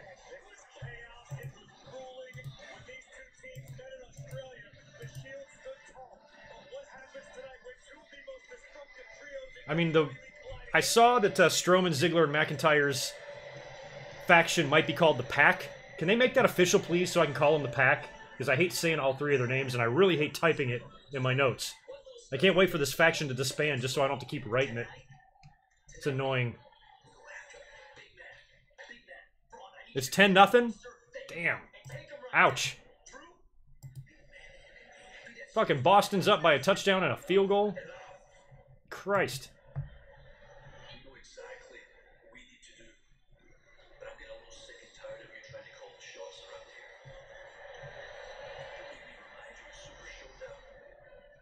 Colin, in recent years, they've choked a time or two. They choked really bad in 2004.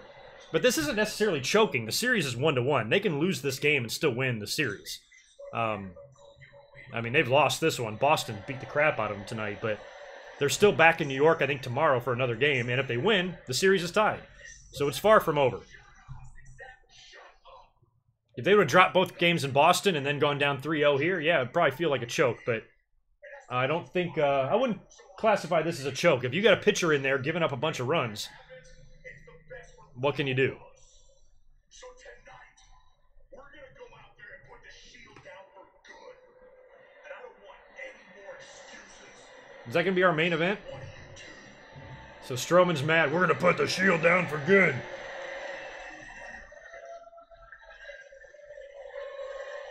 Corbin, you look so stupid when you look at your watch. Don't ever do that again. Heath Slater, you're not in TNA? Huh. Fuck, mind blown. Shit.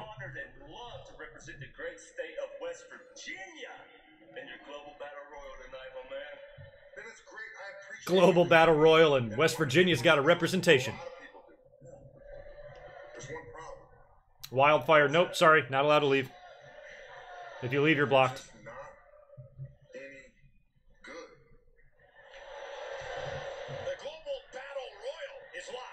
But he's got kids. Damn, how long has Slater been in the company now? Close to 10 years? Jesus Christ. Hellraiser, we think he did. It appeared like he did. We'll find out. Knowing WWE, nothing is really for sure until next week, but...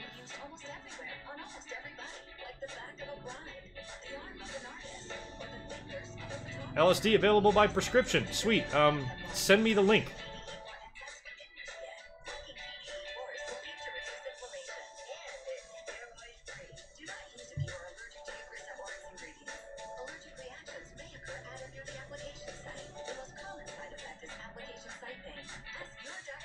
Yeah, click that like button, save a life. A dolphin lives every time you click the like button. We're up to 101 likes now. I'd like to get up to 200. And don't forget to subscribe. We usually get a bunch of new subscribers in here every Monday when I'm up here doing streams. If you hate Monday Night Raw, and you think it's a pile of shit, and you struggle to sit through it every week, and you even consider not watching it at all, come join me on the live stream instead. It's a lot more fun. We can make fun of the show together, and it goes by quicker. And whenever Michael Cole pisses us off, we can just drink and make fun of him. So, tends to work. It's kind of like therapy. So you can just call me Dr. Morgan from now on if you'd like. And yeah, so hook me up with a sub. We'll make this a regular thing every week.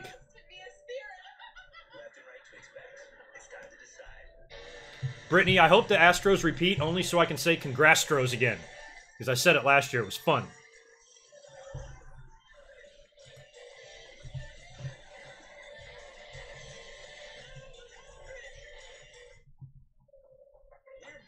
$7.99 large two-topping pizza delivered.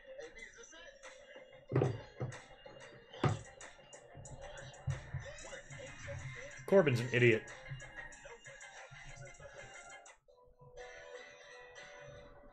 Nobody out Pizza's the Hut. My favorite is in Spaceballs, Pizza the Hut, and he ate himself to death. It's Pizza the Hut. All these fucking Star Wars remakes. I'm just sitting here waiting for Spaceballs 2, patiently.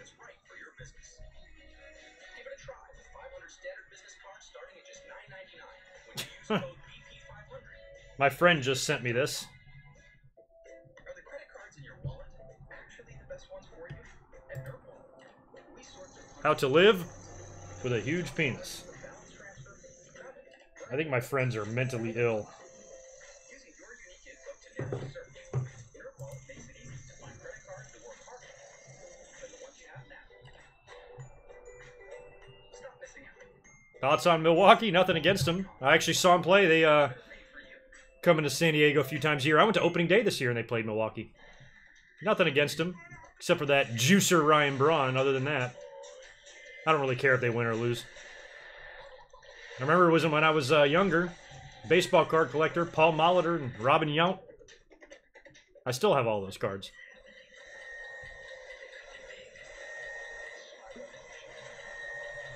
Tanya Foster. Gosh darn it. You and your stupid comments.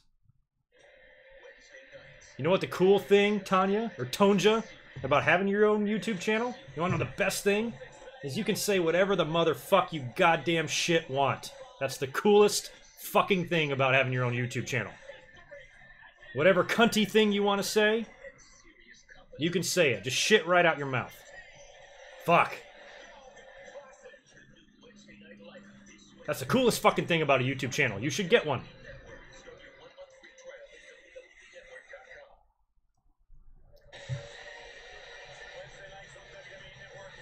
Jesus. That exists? A dude with 2 dicks? Some guys might want that. I would not. I would get, like, one would get jealous. Like, no, I don't want them fighting with each other. Who's bigger and shit, you know? Like, oh, what a nightmare. Probably wouldn't be able to sleep. I'm like, guys, will you keep it down? God, you're both big. It's like, once we're on our 3rd date with this girl, then we'll talk about putting you both in there. But for right now, you got to take turns. Those are the conversations we'd have.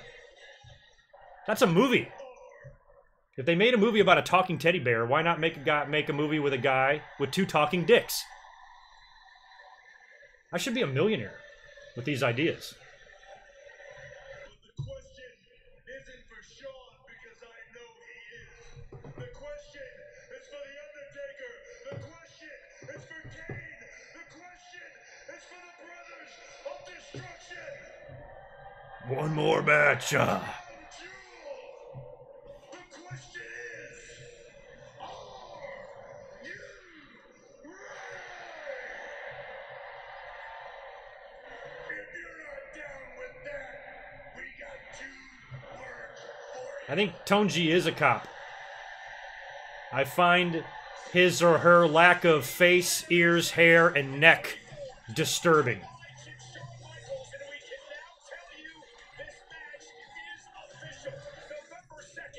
It's official. DX and Brothers. What? You crackheads that told me this match was not going to happen. What the fuck is wrong with you guys? Of course it's going to happen. Wow. Sean back in the ring.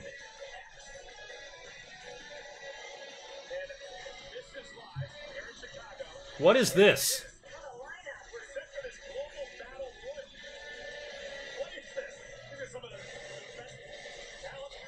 We got a Conquistador. We got a Carlito and Jinder Mahal hybrid. We've got a Nikolai Volkov, or a discount Nikolai Volkov.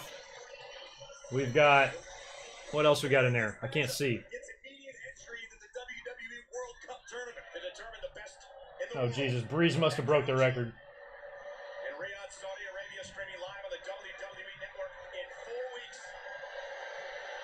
I can't believe We got a chef in there. Do you know what kind of event WWE's Crown Jewel is shaping up to be? It's gonna be historic. It features so many things, it's crazy. Baron Corbin, I hope you grow a dick out of your face. Shut up. Just right at your fucking forehead. Who's that other guy? Like, he looks like Glacier in camouflage with a Miss America pageant sash across his... And the dude in the sombrero, I'm speechless.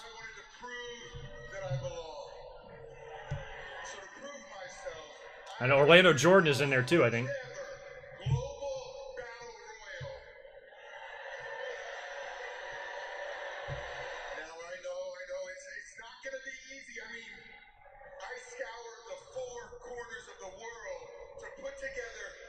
To go with the sombrero, it's like Shark Boy went on spring break to Cancun. And he came back shirtless. Oh. Like, who's gonna win? Like, isn't somebody gonna come out here and kill all of them? It can't be Strowman because he's got the 6-man later. It's crazy. It's crazy, I know. It's like the Avengers and the Justice League combined. I think the guy in that Russian hat is my mechanic. Now I know all of you probably know every one of their names. But I'm gonna And the little guy in the purple, he's one of the original characters in Super Mario Bros. 2 before they changed the game. He's one of them. What's his name? What a face on that guy. from Egypt, the Sultan of Shawarma. You're horrible. You all suck. We're gonna have to introduce these guys one at a time. Corbin. Mozzarella sticks. Oh, they know him. It's a man without a nombre. From Poland, Stanislaw the Squeezer. Yep, the old squeeze. I see the squeezer on YouTube. He's very impressive. From Chile, the cruel, the cunning Chilean Seabass. Chilean sea bass. Cam Neely played him in a movie. Jeff Daniels. All the way from Antarctica, Dr. Winston Von Voorhees. Do you know how tough it is to be a doctor and a world-class grappler from Antarctica? Representing Belgium, Franz the Belgian Waffler. Are we sure this is not a Make-A-Wish segment? He's speechless. Jesus. Spain's greatest champion, the Conquistador. The Conquistador is back. Now this next I wonder, is that Uno or Dos? I cannot believe he is here. It is amazing. He is the master of the Bronze Claw, Thunder Montgomery. JBL lost to him once in Luxembourg. That's his hometown, or his home country. Now, representing the United States, myself, Baron Corbin. Oh, you're gonna be in the Battle Royal too? Agreed that too. The only one of these guys I recognize is the Conquistador. I'm rooting for the Conquistador. You recognize acting general manager? Wait a minute. Is it Conquistador Jose Luis Rivera or Jose Estrada? Or is it Andrew Christian? I mean, It's not either one of those, Cole.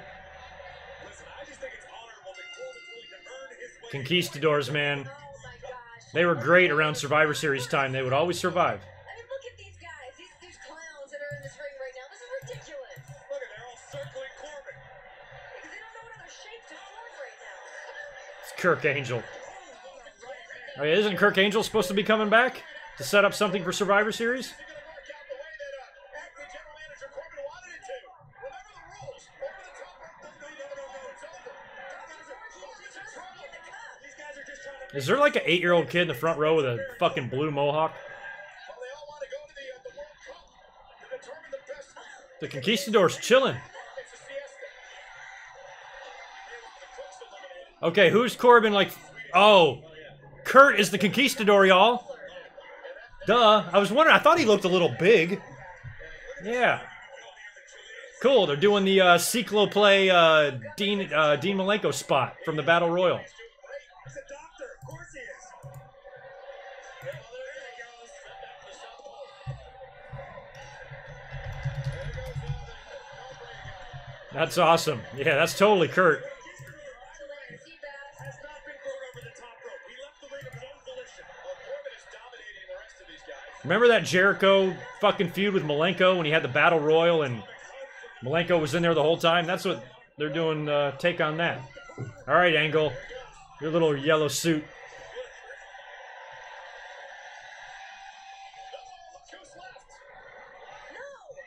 No, it's not a Goldust ripoff. Goldust ripped off the Conquistadors. They did it first.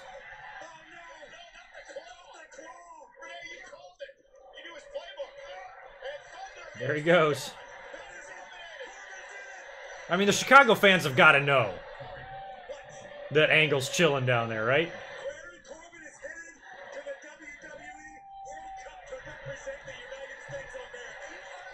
I mean, he's out there looking at his nails and shit.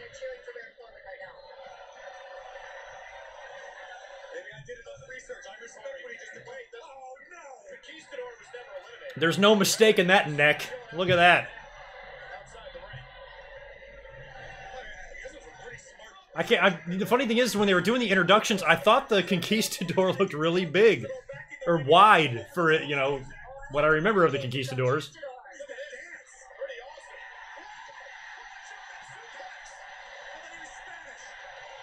Like, Michael Cole, how slow are you? Oh my god! German suplex! He doesn't look at all like Kurt Angle at all. Never even crossed our mind that it would be him. I've never seen Kurt dance like that, though. That Conquistador just did an Angle slam. And he's rolling around. That little somersault made it. Oh, that was fucking great.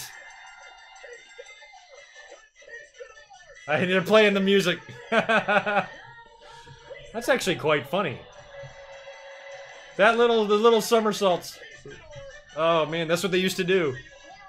I remember at Survivor Series, he was rolling out of the ring to fucking get away. They were like the last team in there.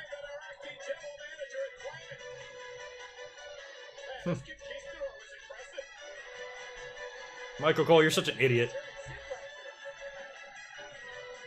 He's like, boy, that Conquistador's really good. Not once Cole is like, do you think it's somebody else under the mask? It's true.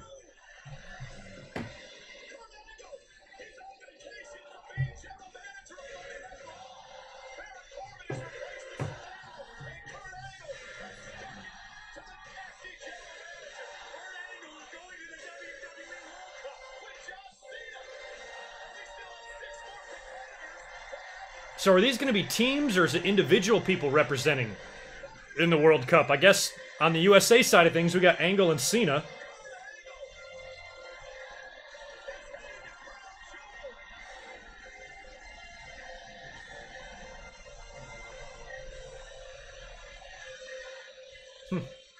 Kurt Angle wearing that thing. Slightly disturbing, but very cool. He does look like an Oscar.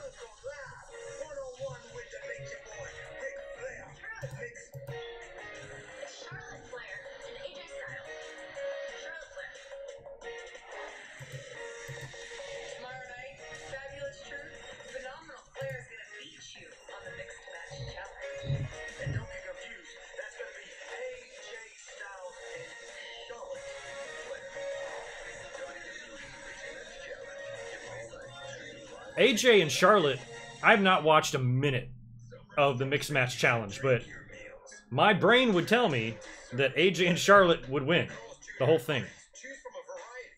Right? Actually, I'd be fine with Miz and Asuka repeating if they're not already out. But, yeah, AJ and Charlotte, that should be your winner.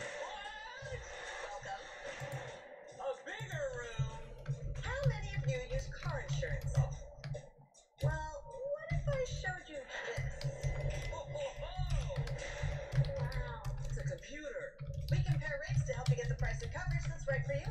That's amazing! The only thing that would make this better is if my mom were here. What? Hey, Daryl. Hey, how much would you pay for something you don't like, when you look at it so far, this has not been a horrible Raw. Like, shit has gone down. It hasn't been a meaningless show with, oh, the same shit that we see every week. This definitely is not, so that's good.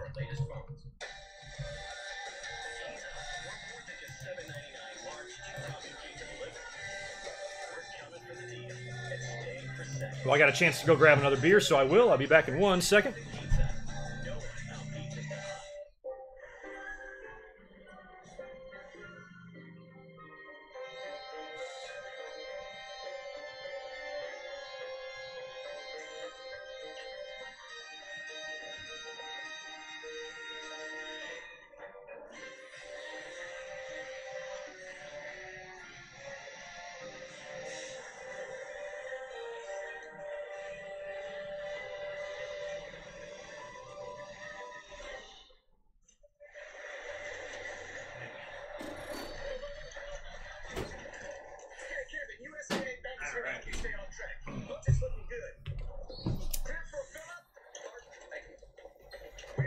All right, we are back.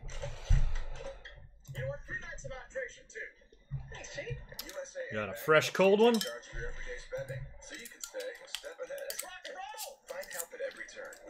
Alex, I did not know that. New 10 pounds of gold is up on YouTube.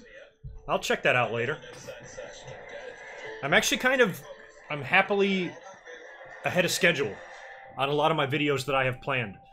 On my I keep a personal calendar of like the videos I want to upload in the month and shit. And so far, I'm ahead schedule on everything. So I'm happy with where we are. So I got some time to chill out tonight. So I might actually check that out. Sorry for what I did to your face. Oh, good.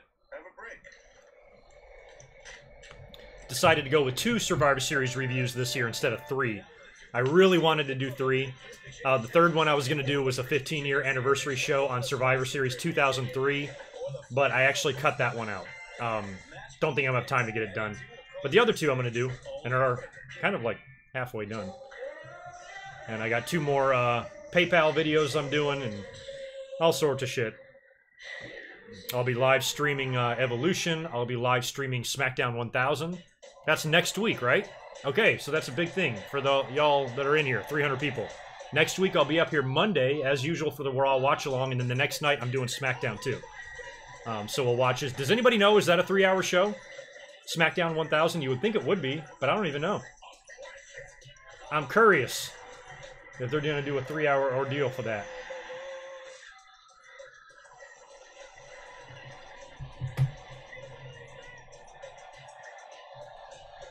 Yeah, I was just saying that. A Raw where shit actually happens. How cool is that? Finally.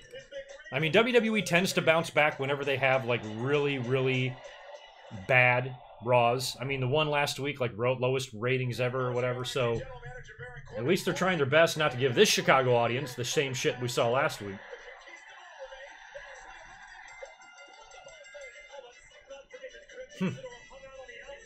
Kurt doing that dance is like... this goofy dance. Drew Brees is awesome. I'm happy for him for surpassing Peyton Manning.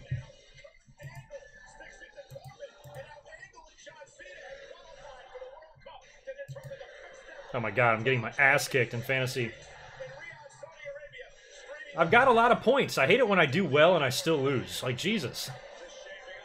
I performed pretty well. Odell Beckham got like 30-something points. Motherfucker tossed in a touchdown pass on Sunday. I had some solid numbers, but...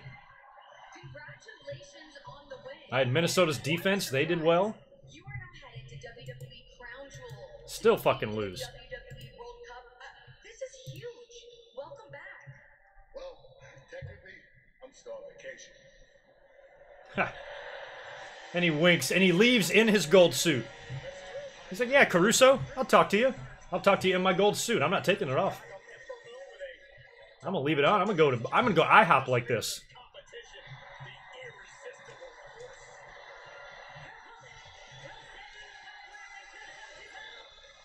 Then some random patron would Instagram a picture of some random dude in a skin-tight gold suit is in IHOP eating pancakes by himself.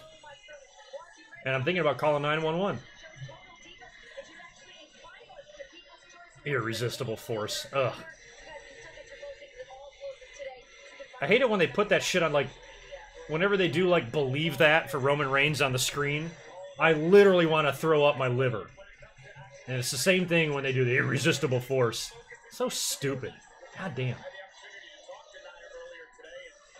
had some nightmares coming back to Chicago. she told me it was in this building back in June where Nia Jax lost her Raw Women's Oh yeah, that's right. I forgot that was it. Alexa Bliss Money in the Bank. cashed in her Money in the Bank contract. Nia and Ember, really good friends. Spirit of competition. Look at this for Ember Moon. A win over Nia Jax would do wonders for her career. And she's another woman that definitely has a Raw Women's Championship written all over her future. Went for the arm drag, and they're just a powerful Nia Jax. So I guess this technically is a babyface match here. We got Ember Moon and Nia Jax one-on-one. For those of you wondering what's actually going on Raw. Strength and the force of Nia Jax, not to be messed with. Step up Enziguri stuns Nia Jax. Nia still has not gone down. Ember again. There's no such thing as fantasy hockey? I'm surprised there's not. So powerful. There's fantasy everything else. I don't know if they got fantasy golf, fantasy bowling. Splash in the corner. But the spirit of competition, nobody better to check yourself against than Nia Jax. Jesus. Man, did you see that? Again, watch this. Massive Beal from Nia Jax. Hey, I like that Beal. That was a good sell. I like the way she twists her like that. Ember just getting that. Although Nia was looking for perhaps a power slam, and now Ember Moon trying to lock in some sort of sleeper here. Oh, don't remind me of that, James. Just swinging her. Is that when that was? I forgot what year that was. Yeah, I guess that might have been 08. Probably around the election time, and they had Rosie and Barack. Oh my God. But like, there's been a couple instances like that where they've had people out there in costumes and shit, and it's just like, what are they doing? God damn. Pretty amazing to think that last week's Raw got a lower rating than that, the show that shit came on. Sends Nia Jax out of the ring. There's fantasy NASCAR?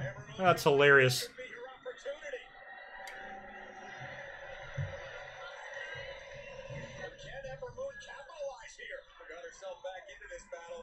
Can she take the next step? I think she's about to do just that. Taking high risk here. Like, the thing about this shit with the women that is annoying is like Rousey is on top right now. They're doing all that shit with her and the Bellas, and that's kind of like their direction right now. Otherwise female contenders who aren't going to be in the title picture right now, okay, fine, but what this is just spinning their wheels type of shit. Like, give them something to do. Give Ember a feud. What's so hard with that? You know, instead they have these like random ass matches every week that mean nothing, that a lot of times they do 2 or 3 times in a row. Like, I have no problem with Ember not challenging for the title right now. No big deal. Rousey's got the belt and she's busy doing shit. So there's nothing, what's wrong with just giving Ember something meaningful to do in the meantime? I mean, unless this whole dumb match here between the two of them leads to a feud or a program, which it might, since Nia just lost via DQ and rammed her own shoulder into the LED apron. But enough of this, like, babyface respect stuff. Like, turn one of these bitches. Have Nia just kill her one week. And the two of them just feud, having, like, an angry feud that goes, you know, until the beginning of the year. Just do shit. You know, like, it's like I'm not even asking for much. You know? So here we go. It's been a Raw of shit happening, right? So far, every segment tonight has had something happen. We got Nia and Ember with a little stare down. If Nia goes heel on her and beats her up, then great. They must have heard me. Oh. Come on. Hit her. Clothesline her. She just hugged her. So stupid. I mean, do this twice in the same hour. They already did it with Nikki Bella. Nope, guess not. We got Trish coming out next. Hey, Chris, what's up, man? Thank you for the super chat. You're always awesome. Which homegrown NXT or WWE star could leave for the independent scene and have a Cody-like success? I think a few of them. God. Tyler Breeze? Who's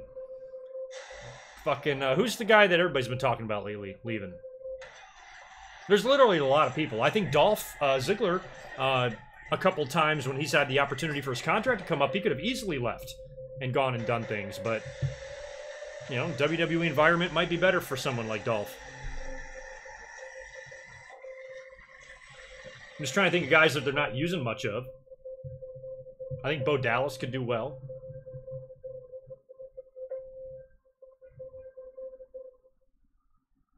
Tickets go on sale this Friday, by the way, guys, for the Royal Rumble, if you're interested.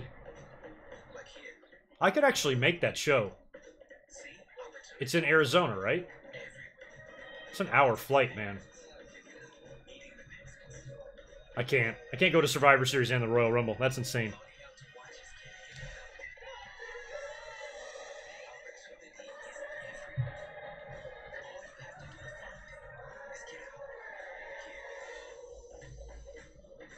Brooklyn, you're going to have to interview the brother first.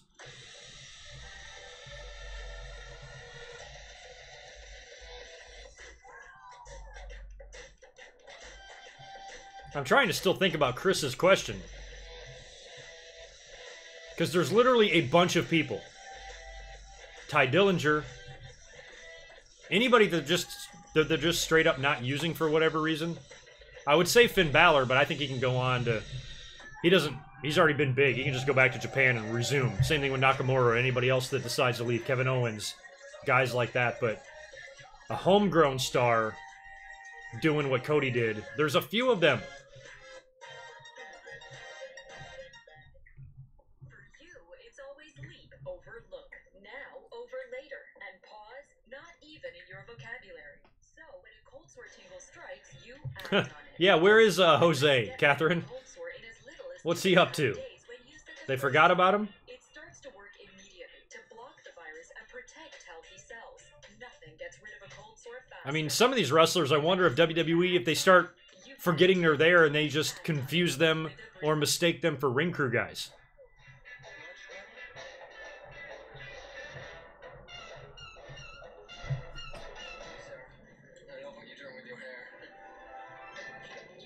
Jose should have never even been brought up. You know, they wanted a stupid little funny act to parade out on the show. When you're putting a gimmick like that, much like Adam Rose, you're not going to be champion of anything. You're not going to be champion of shit.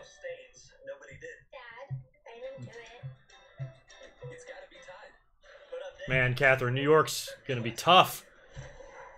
Maybe.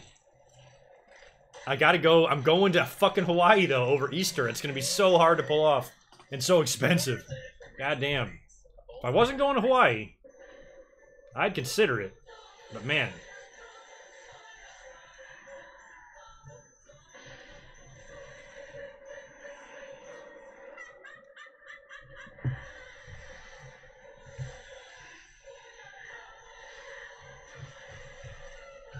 We are at the top of the second hour now of Raw, so we got 1 hour left, and we've had some pretty good amount of stuff going down. We got Trish coming out here to do the top of the hour segment with Alexa Bliss. I'm assuming Alexa's interrupting her. She has to. So did Paige's date with the brother work out or not? Doesn't look like it did.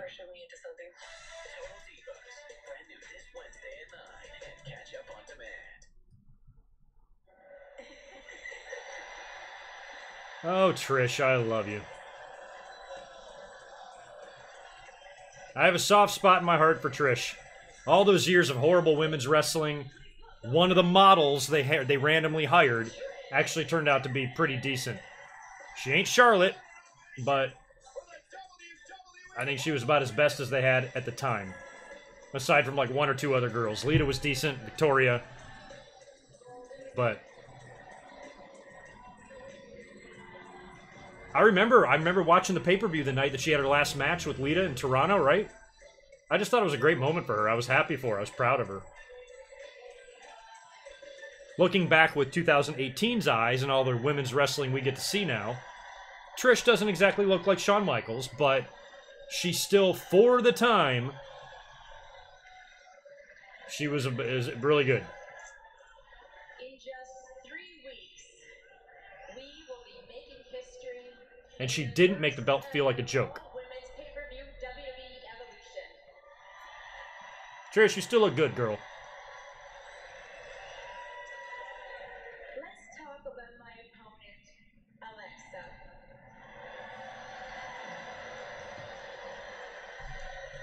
And last week's little moment of bliss.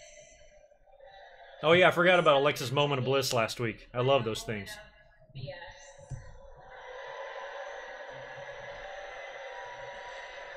So I thought I'd come out I really want to do a Survivor Series memories, but it would take way too much research. I'd have to watch like 15 shows. I don't have time. I don't remember anything, you know, past a certain point. So any modern, like the last 10 Survivor Series are a fucking blur. So I'd literally have to go through and watch each and every one, and I don't have time.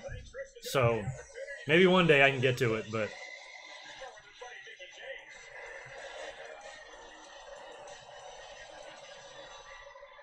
I mean, the Mickey tie-in is a little bit fun. Really, Trish? A moment of stratisfaction? Creative. But honestly, no one really cares about what you have to say except maybe these Mickey James, you need to stop it with those jeans. You're calling these people dullards? After the mathematical skills you showed last week with your little story. 85 Magnum and 94 Sean. That would be the equivalent of today of Drew McIntyre against Dolph Ziggler. Big size differential there. I think the match would be good. I can almost think of better opponents for Magnum than Sean from that time period. But damn, that would be a good match. Can we up it 1 year, Mike, and do 95 Sean? 85 Magnum, 95 Sean. I'm still going Sean. Magnum was awesome. I'll tell you what, I'd like to see 85 Magnum TA versus 2018 Drew McIntyre. That's what I would like to see. Couple of fucking horses. Jesus.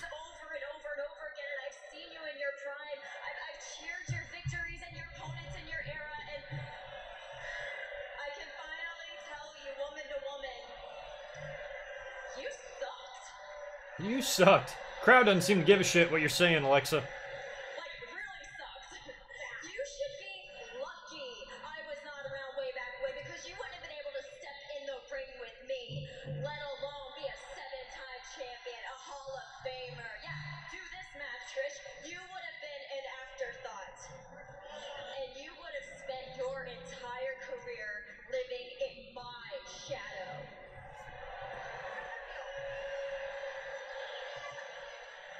Honey, I wouldn't have been able to step in the ring with you. Really? Guess what, babes?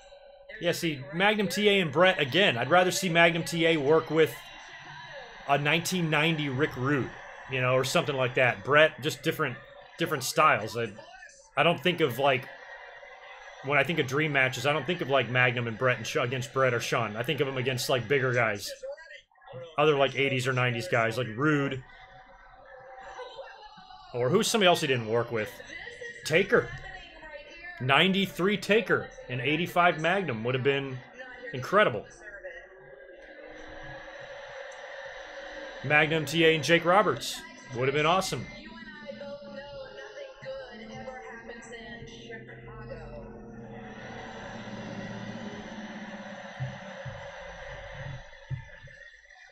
Okay, Mickey. You protect your little bestie. And since Your you little know bestie. firsthand, why don't you tell her what it's like to be in this ring with a 7-time champ?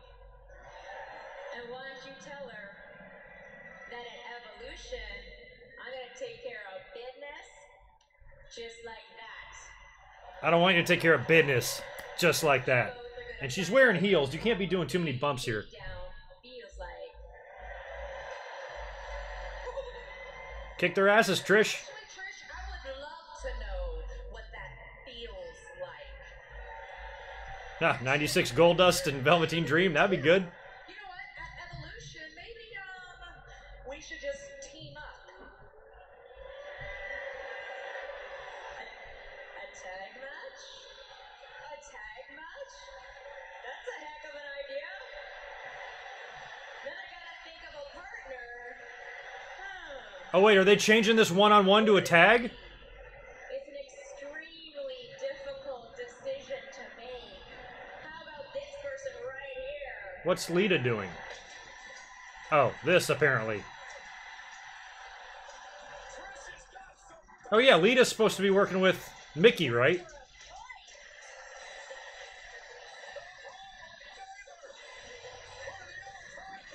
Lita on Raw now. We got Lita and Trish on Raw. Bobby Lashley turning heel. Shawn Michaels returning to the ring. Kurt Angle is returning to the ring.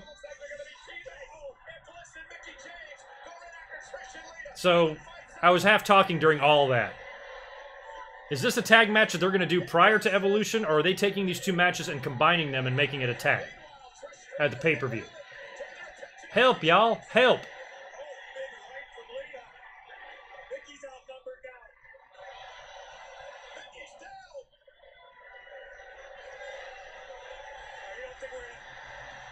Careful, Mickey, on this, or Lita, if you're doing this moonsault, girl.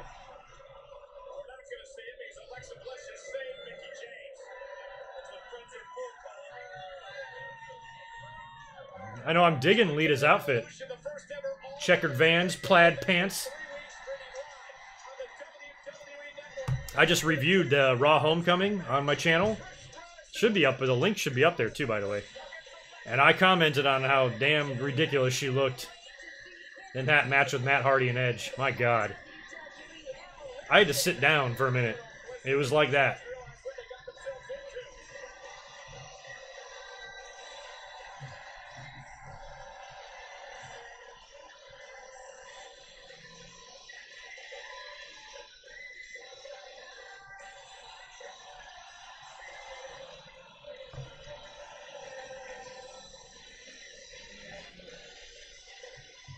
Goldust 96 and Undertaker 90. That would be a good match too. That was pretty close though. They both wrestled each other in their prime. But I'm still going Taker. Taker was fucking unstoppable, man. I mean, in 1990 though, he was only in the company for a month. Because he debuted in Thanksgiving, but you probably have to go 91 Taker. Still going Taker.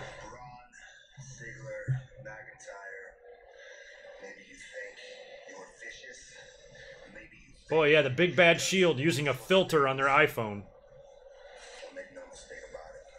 I mean, it's so funny. Like, the Shield are these badasses, but you know, like, Seth, like, okay, hold still, guys. We gotta start it. It's not live yet. You know, like, it's stupid. Roman's like, my turn to hold the phone. My turn to snap the chat.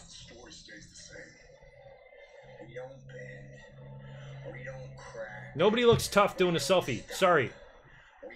Doesn't work.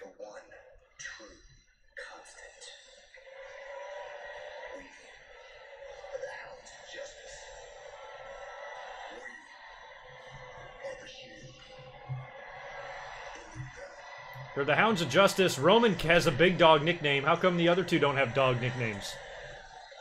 Seth is... What's Seth? The King Slayer? Why is he not like the Dog Slayer? And then Dean is who? Dean's the, Lunatic Fringe? Some dog pun to put in there. They should do that. The Lunatic Labrador. There you go. Where's Chad Gable? Get out of the way, Bobby Roode. There he is. What's up, Chad? You had me worried there for a minute. Thought you weren't coming out. Whew. Oh, it's a tag this time. I mean, this Gable, it literally looks like Chad Gable is Bobby Roode's Make-A-Wish kid.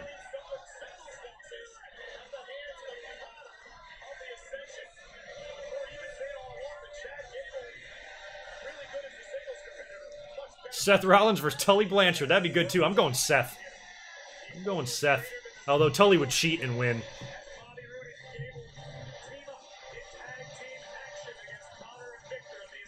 I think Seth's a better athlete. Tully's more cagey. But Seth's a better athlete, and he's more responsible. Tully Blanchard blew coke up his nose every chance he got. Seth just plays video games. So I'm going Seth on that one. I was a big Nikita fan. He looked so good. I cannot believe WWE was never able to scoop him up and make him a badass heel. But Nikita versus Nikolai, I'm going Nikolai. But I think Nikita had the look to be a star. For sure. I mean, that guy could go toe-to-toe with the Road Warriors. He was the only guy that was like their size, you know? He was so fucking menacing. Where Nikolai was a big boy, but he didn't have that intense look that Nikita did. I would have loved for WWE to get their hands on him, and he would have just lost to Hogan, but he still probably would have been a memorable heel. Somebody we still talk about today. I'd probably say he would either be managed by Fuji or Slick if he came into WWE. I don't see him with Heenan. He'd be a Fuji guy or a Slick guy. In my extremely educated 80s opinion. Are they contagious? I don't think so. Contract the rainbow. Taste the rainbow. Your insurance rates skyrocket after a scratch so small you could fix it with a pen. How about using that pen to sign up for new insurance instead? Those are good. Rollins, Steamboat, Vader, Rusev. Rollins, it's hard for me to vote against Steamboat. I might go Steamboat. Vader, Rusev, I'll go Vader. I'm going to put Road Warriors over anybody, so I'll go with them over the Dudleys, too.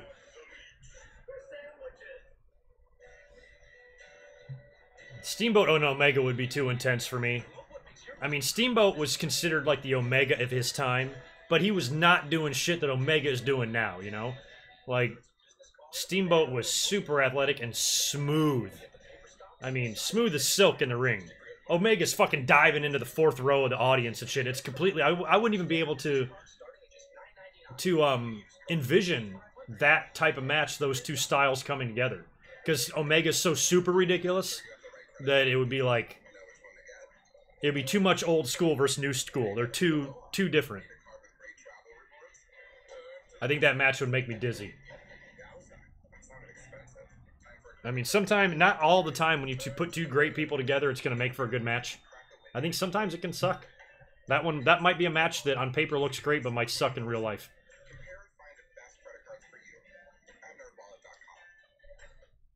Oh, I know. I'm not saying like who's the better manager as far as like managing somebody like that. I'm thinking about the type of character they are, or the type of character WWE would make them, and the better manager for them to be paired with. You know, the big kind of out of their mind, scary guys. I can see them slapping some paint on the face of Nikita and putting him with Fuji.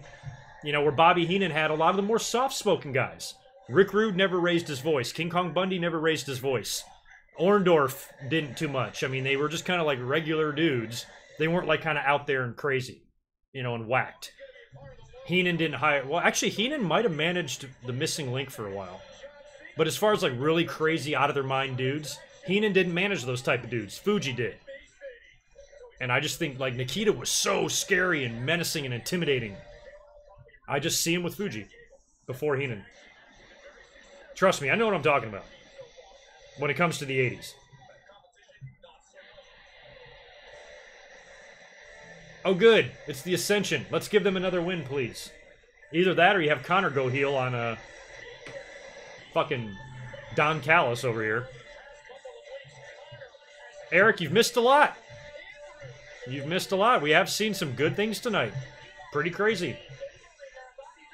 Bella Twins turned heel on Ronda Rousey, beat the shit out of her. Shawn Michaels is confirmed back in the ring. Tag team match at Crown Jewel is official. Bobby Lashley essentially turned heel, at least we think he did tonight. They might have even done a double turn with him and Kevin Owens. In this building, site of the greatest double turn in wrestling history. We've seen some shit, man. Has not been bad. Kurt Angle also came back. Won a battle royal. He dressed up as a conquistador and eliminated Baron Corbin and qualified for the World Cup shit that they're going to do in Saudi Arabia. It's been a good show. Not horrible. Compared to last week and compared to the past couple weeks anyway.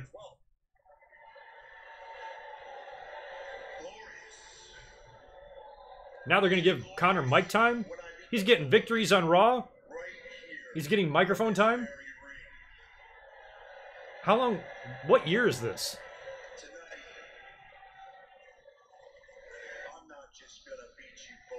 Lex Express versus Lesnar. Lesnar would F5 that bus, and it would explode.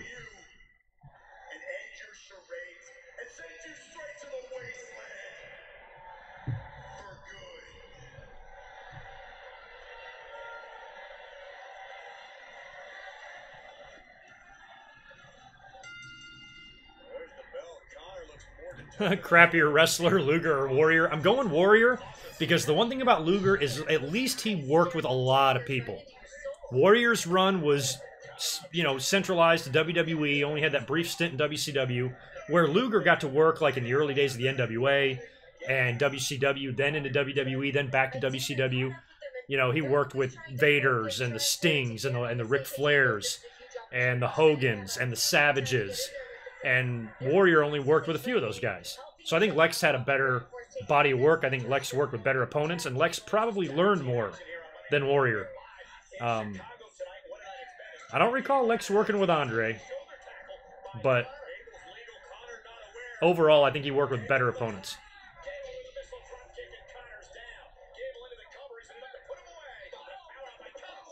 Pretty sure he might have worked Ron Simmons too, a few times, Luger.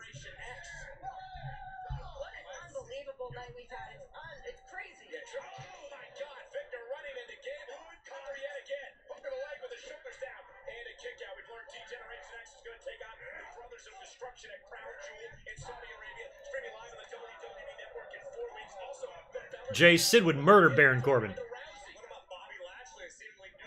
See, I'm wondering what they're going to do here with this Rude and Gable match against the Ascension. I'm wondering if Rude and Gable win if they wind up pinning Victor, keeping Connor strong. Can you believe that fucking sentence just came out of my mouth? But I'm trying to figure out is if this miniature winning streak is not a push for the Ascension, but a push for Connor. And maybe he goes off on his own. I don't know. Oh, Vader versus Strowman would be fun. I could see that happening in 1995. In WCW or WWE. I can see Vader versus Braun Strowman at Fall Brawl. 1995. That was right around the time he left WCW. Maybe 94. That boy, show the stream. How about I show you my taint? It's freshly shaved and waxed. You can see your face in it. Get real close to the screen. If you're lucky, you might even be able to catch a whiff of it. Smells like Parmesan cheese and a Ford Focus.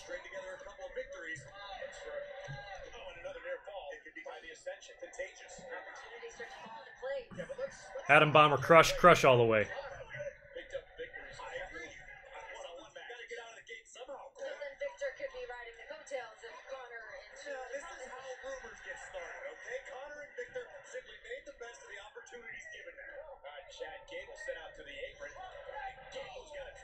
Come on, Gable.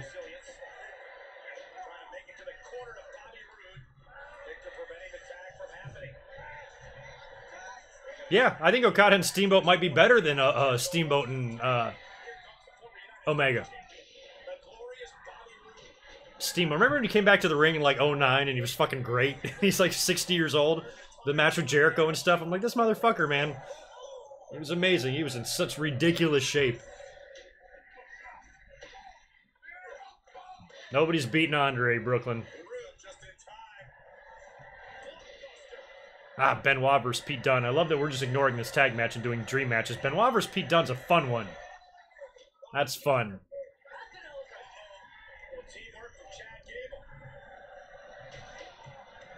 Get some Summer's Eve? Good. I have a coupon for that. I'll go pick some up. Atom Bomb never really had any sort of significant program at all. Kind of would have liked it because he was a big, impressive guy. Brian Clark looked great. He had a little bit better of a run in WCW. Went on that winning streak. He was Wrath or whatever the fuck. And then came back to WWE for like one match as Chronic, but never had much of a run. Who did they pin there? Oh yeah, the other one. Okay. Why is Rude mad? What happened? Oh Lord.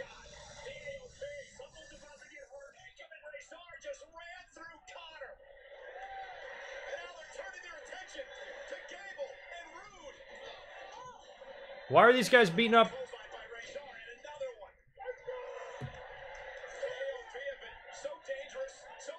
Just fucking annihilating him for no reason?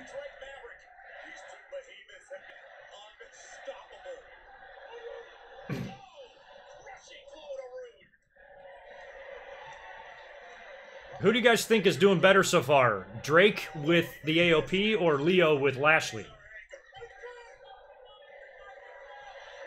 Now the big double power bomb. Occam Razor double power bomb.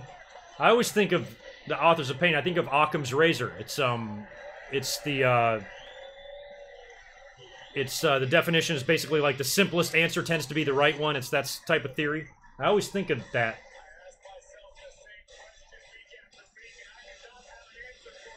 I like how Drake can't figure out kind of what... Now he's wearing like a green leather jacket. Kind of matches the AOP's trunks or pants.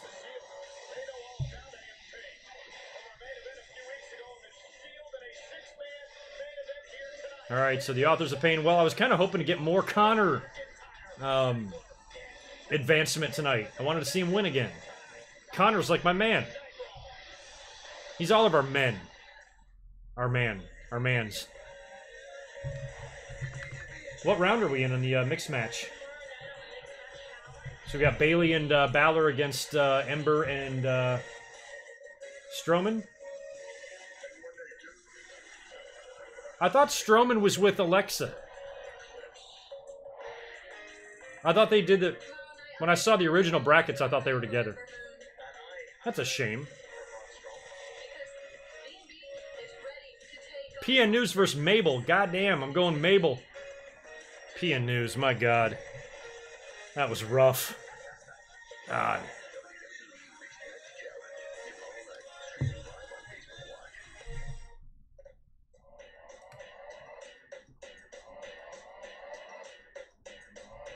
I got a pretty good amount of subscribers in here tonight.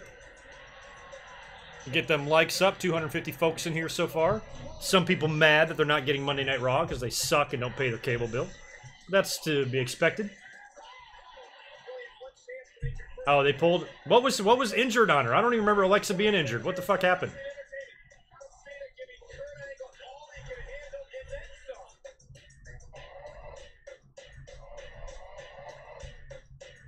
I will, JJ. Good idea. Connor is going to be front and center. Right in y'all's faces. You're going to be able to look at him all day.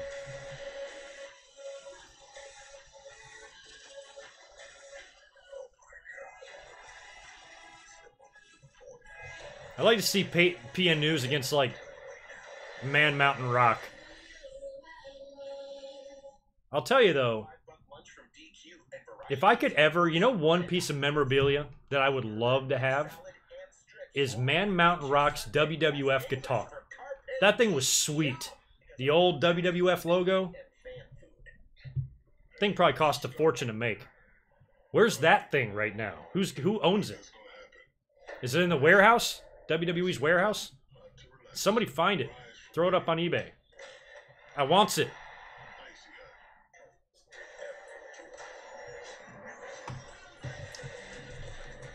Oh yeah, Giant Gonzalez, he had some classics, man.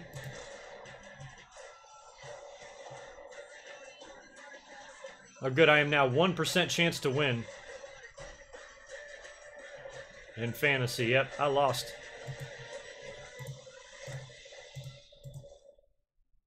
Play new content first on PS4. Wow. I just got a DM from Conan. Holy shit. Why do you want to do this? Huh. That's cool. Conan just DM'd me. I'm gonna have to get back to him. Huh, that's cool. Conan, if you're watching right now, dude, thank you. For shooting me a line. I'll get back to you here in a minute. That's kind of cool. I'm just watching Raw. Compelling stuff.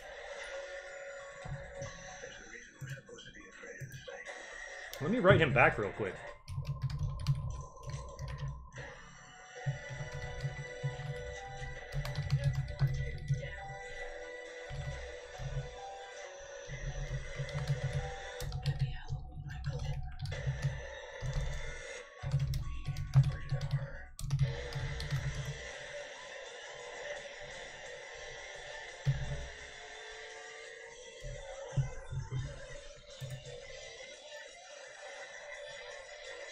Y'all know where that guitar is? What did you see? A friend of Conrad's bought that guitar. Conrad Thompson? No shit. So it does exist. They kept it. That's cool. I want to see it. I want to see a picture of it. I always thought that thing was so cool. I don't play guitar. I just like to have it hanging up in my house or something. Like, imagine that here instead of the belts. October is Breast Cancer Awareness Month, and for the 7th straight year, we at WWE are so proud to be partnering with Susan G. Komen to help battle this terrible disease. The ring, the entranceway, now stable in other parts of the arena will be dressed in pink all month long to remind everyone that breast cancer is Maybe I should follow him. unacceptable. We invite all of you to help raise funds to help fight breast cancer. My luck, Conan's been hacked, and he didn't really message me. Welcome back, ladies and gentlemen, to Monday Night Raw live from Chicago. And I mean, it has been an incredible night. There are so many things that have happened, including the big 6-woman tag team matchup earlier on when the Bella Oh, they're going to show the replay of the Bellas beating up Rousey. We're going to take you to what happened after the match now.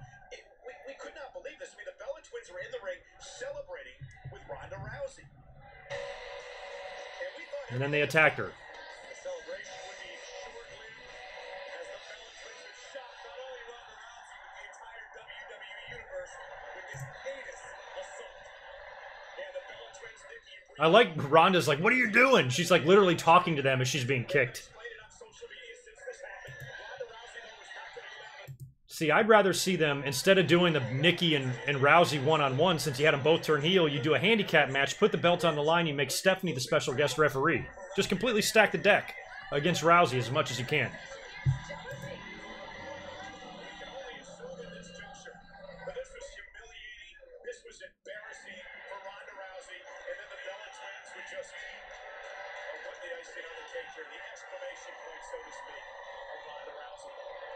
But now we know who Ronda Rousey will defend her Raw Women's Championship against. Take your best shot, Tonja. Pay-per-view event, Evolution, streaming live on the WWE. Better twat waffles like you than have tried, believe me. Versus Nikki Bella for the title in 3 weeks at Evolution. Oh, there it is. So much for the handicap match. One-on-one, Nikki and Ronda. All right.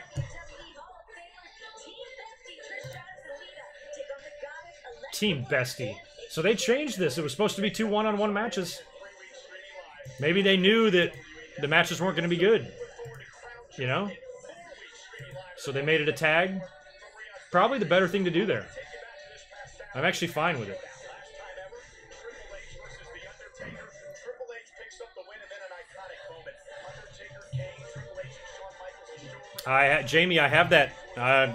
God, that was a gnarly fucking promo, man, at Heatwave. Heartbreak Kid, which led us to tonight and the start of Monday Night Raw. I love Joel Gertner's, like,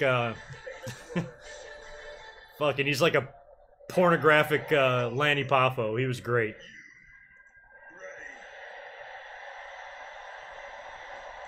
He's like, I am Joel, it's hard to heat.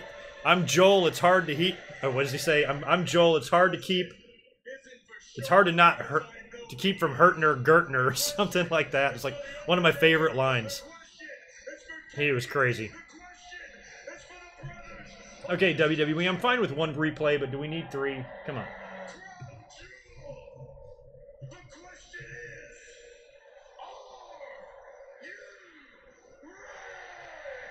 are you 90 Sting versus 98 Kane. Sting. I don't know, though. Kane was champ in 98. He beat Austin.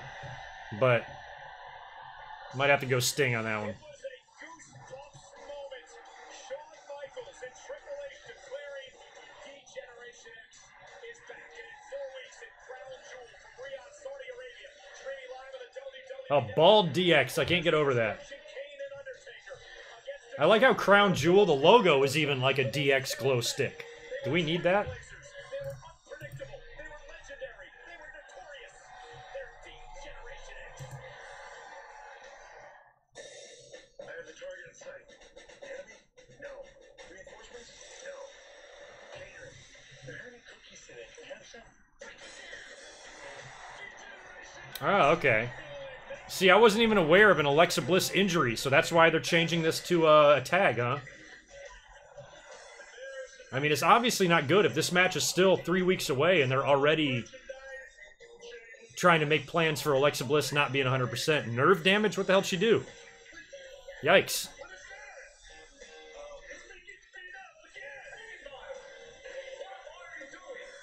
Hickenbottom.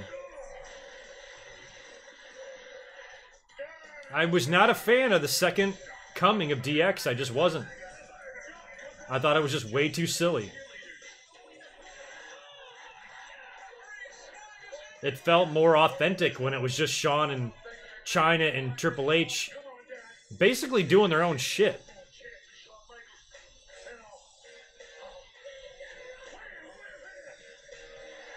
Everything was such a long segment, scripted bullshit.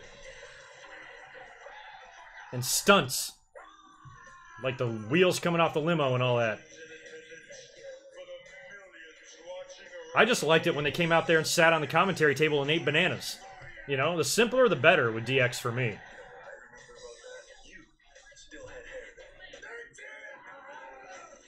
That's it. And I liked it in 1997, the Christmas episode, when Shawn dropped the European title. That was fucking great.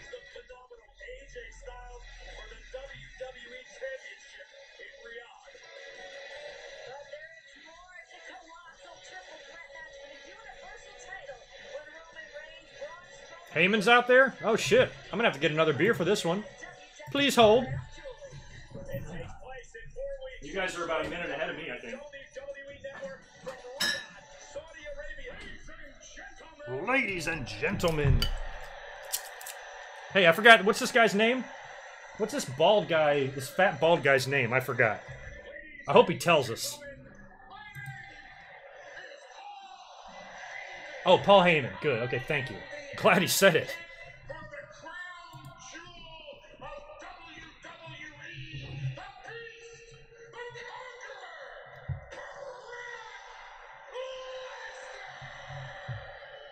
Oh, sorry, Don. The second go-around, like the 2006 go-around with Shawn and Triple H, that I hated. That's what I meant by that. It had its moments. I'm not saying it was all bad. It was just way too silly. To me, it's like there was too much effort put into the skits. It didn't need to be that, you know? I liked it when it was simple.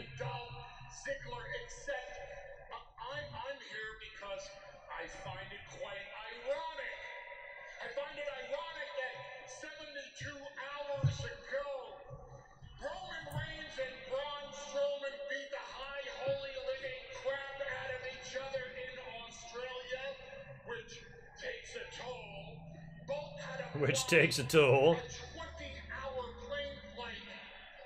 to appear here tonight in Chicago and beat the high holy living hell out of each other for your enjoyment all over again. Don't hold your breath on that one.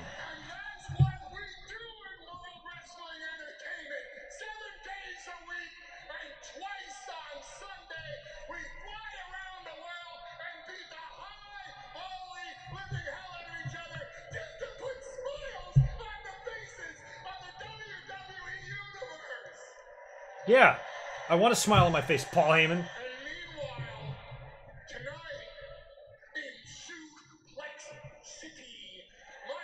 I remember the night when Rude showed up on Raw. It was in the same building that WrestleMania 4 and 5 are in. And it was like Shawn and Mankind. Fucking great. Rude showed up.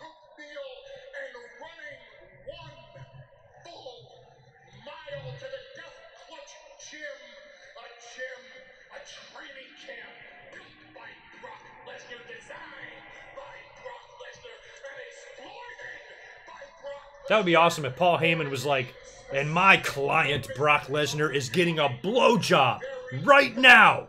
Think about it, everybody. His cock is in her mouth. In Paul Heyman's way. Oh my God. I mean, Heyman's got porn stars all over his Heyman Hustle thing, so wouldn't be that out of the realm of possibility for him to say that. WWE might be thrown off the air, but might be worth it.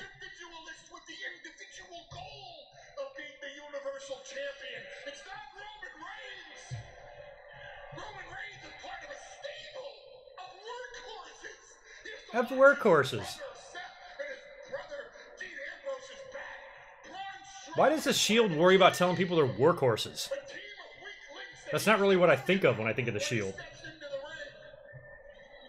I think of them as a badass, ass-kicking faction, not a workhorse.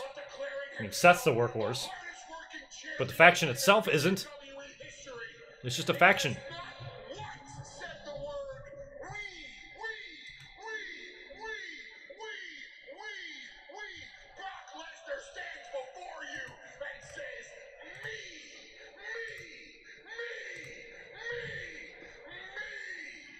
Me, okay. Which is why on November 2nd, the WWE Crown Jewel live from the Kingdom of Saudi Arabia, I can tell you the end result as if it were Brock here tonight. Corey goes, is Brock here tonight? No, Corey. Your winner. I doubt it. And once again, the reigning, defending, Yeah, right? The Shield are dogs, not horses. They need to make up their mind with this shit. Where are they going to be next week? Aardvarks? Make up your mind. Sabu versus Kota Ibushi? I would think Kota Ibushi would fucking kill him. Oh, here's the Shield.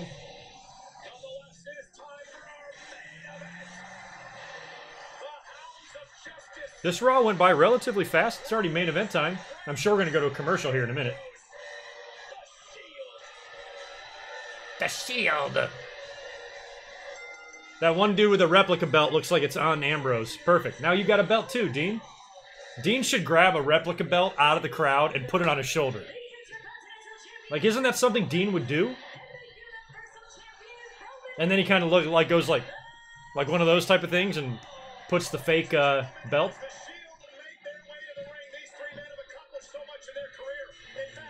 Missed opportunity. Should have done it.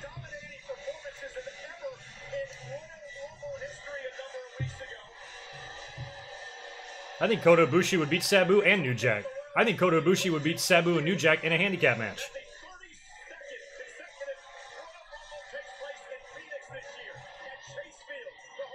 Am I wearing pants? Nope. No pants. I'm just sitting here. Human tripod.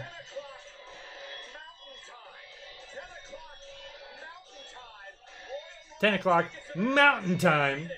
Say mountain time one more time. Michael Cole. Seth Rollins is ticklish. Sign in the crowd. I don't know why I find that amusing.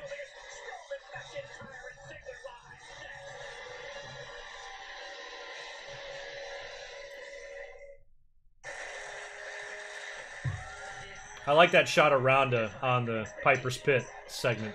Where those who dare follow that voice inside. This is where men achieve their dreams by becoming Enzyme, I'd like to see Omega versus ECW RVD, but I think those matches would be very similar to RVD and Jerry Lynn. So we've kind of already seen those. Those RVD Jerry Lynn matches, to me, those are still in my head like some of the best fucking wrestling matches I've ever seen. Especially that second one, or the first. One of them was better than the other. I forget which one now. I should go back and watch one of those too, just for shits.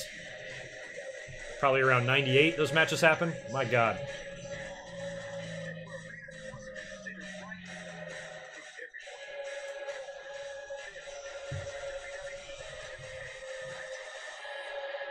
pre-order the deluxe edition for early access. Rated T for teen. Take your time. Two things Louisianans never rush: gators and making chicken. Man, that would be cool if Heyman was in charge of the Shield or he's behind them the whole time. That'd be awesome. Gabriel, what's up, man? How are you? Thank you for the super chat. I hope you're doing well. Are you just joining us now, or you been hanging out the whole time? Just walk away. It's my #1 fantasy. #1 fantasy pick, Don. David Johnson. Good. Snickers satisfies. Brody versus Strowman. So much fun. Start the holiday with some movie magic. This is a chance to make Brody was crazy. I might go Strowman though. Hotel Transylvania 3. I still think Strowman is the more impressive of the two. Although Brody was a scary motherfucker. Goddamn.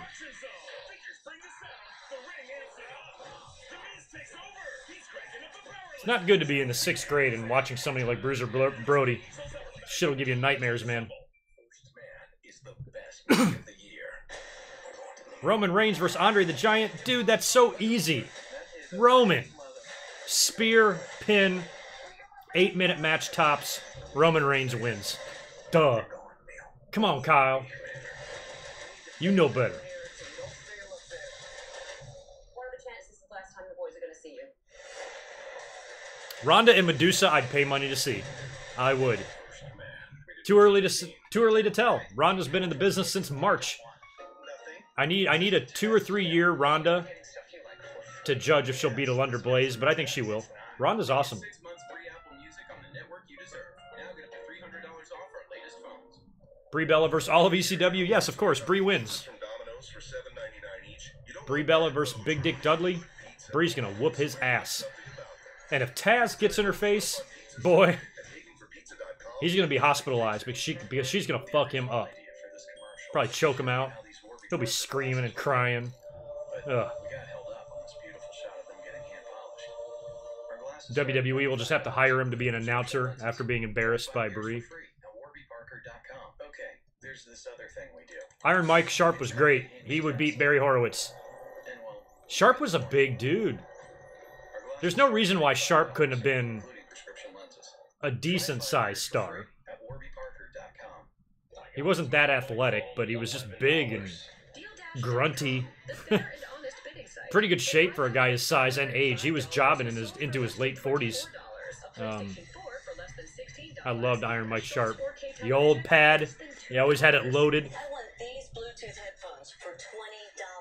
I got these 3 suitcases for less than $40. And shipping is always free. Go to DealDash.com right now and see how much you can save. Khabib versus Bret Hart in Khabib and Bret Hart in Montreal. Going Bret. We both kill because the government says that it's okay. That'll be long creative meetings trying to decide who goes over in that match.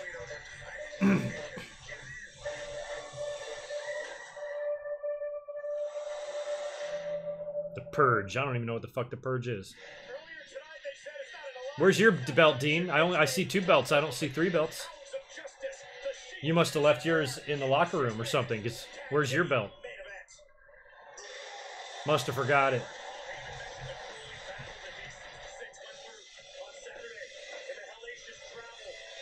Sharp grunted constantly.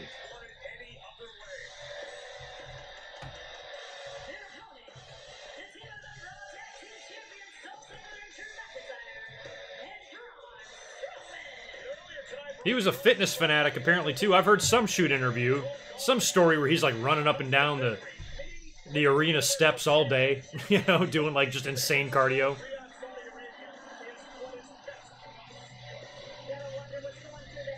Yeah, oh, I'm 6'4" at least for Sharp. Yeah, he was definitely tall.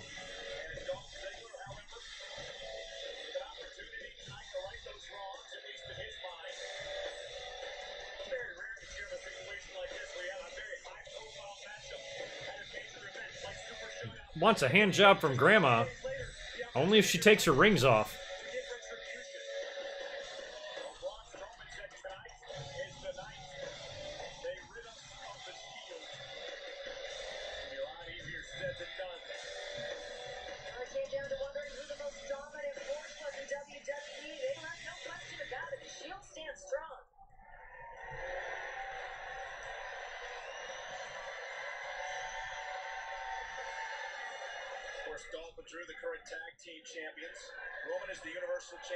Can't believe they're just doing this again.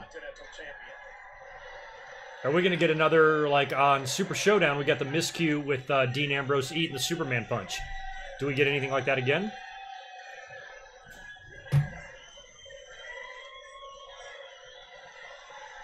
I agree. Tornado style will be better here. Just let him go at it.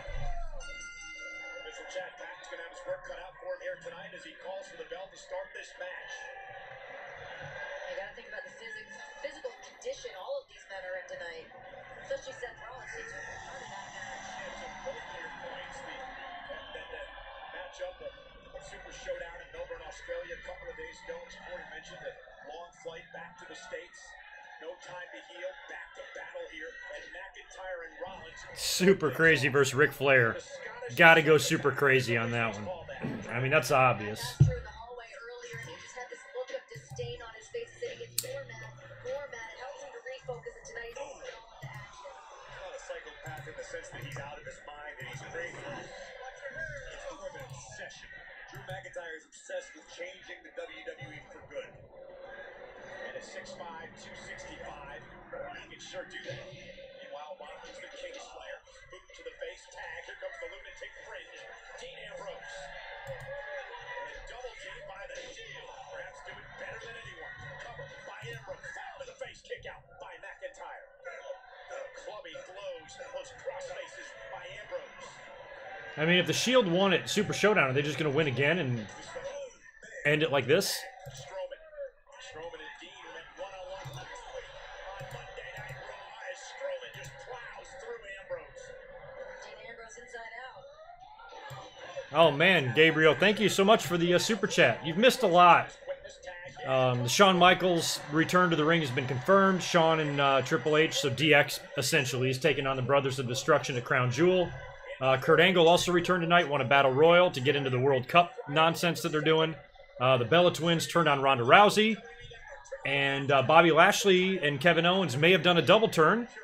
And they've consolidated the two ladies' matches at Evolution with Trish and Lita and made it a tag with Trish and Lita taking on Alexa Bliss and Mickie James.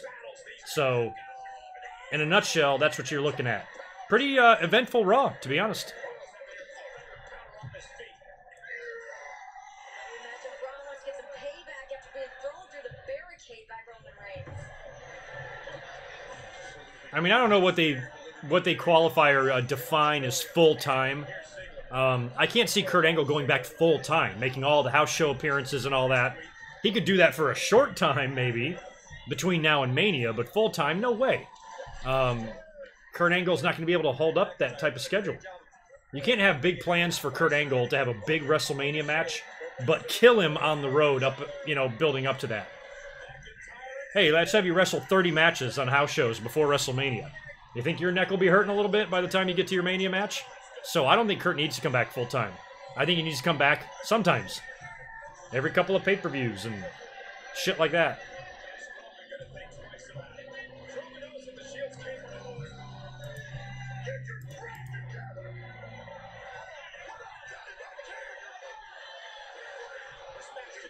Strowman's very mad at his partners right now.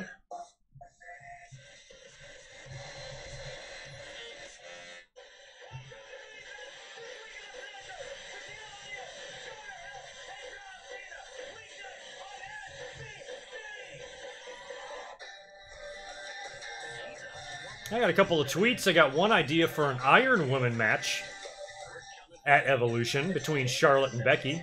That's possible. Stephen Rick, I don't know if you're in here in the chat. You say have Charlotte win the title tomorrow, though, and then have her and Becky headline in an Iron Woman match. I don't think you have to do a switch to do that. I think you can still have an Iron Woman match without having Charlotte win the belt. I say keep it on Becky. I say Becky goes into Evolution as champion. Right? But tomorrow night there's the stipulation if Becky cheats or if Becky tries to get disqualified, she'll lose the belt. So I think Becky has another trick up her sleeve instead that leads to the final stipulation, whatever it is, at Evolution. But Iron Woman match, I don't know if I wouldn't complain about that. I'd be fine with it. I trust the two of them to be able to pull that off.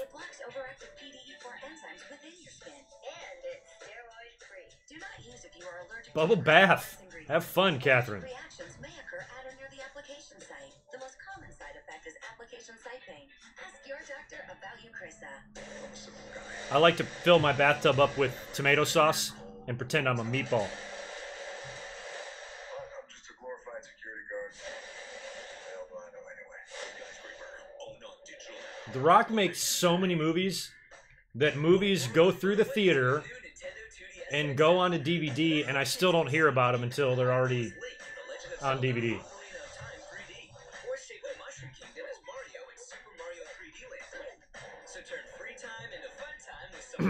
Jay, I've never heard of Eddie Gerardo. I don't know who that is. I'm kidding. I know you mean Guerrero. Eddie and Snuka. It's tough. I think I almost think in his day, Snuka might have been the bigger star. That would be a match that would be similar, not as crazy, but it would be similar to the Steamboat Omega one, to where Snuka was athletic and agile and could fly, but at the same time he wasn't quite as crazy as Eddie was. I'm going Eddie. Normally I pick the old school guy, but in this one I'm picking Eddie. Family, legacy, I think overall better worker. Going Eddie. Dude, Pop-Tart splits already fused 2 Pop-Tarts together. See? Strawberry and cheesecake. Yeah, but watch me fuse 4 Pop-Tarts together. With this. Oh, I'm so glad I'm not in middle school. If I had to be around douchebags like these kids in this Pop-Tart commercial, I just hit them all. I just take a baseball bat to school and just hit them all. Like, get the fuck out of my way, you fucking dumbass with your hair and your stupid backpack.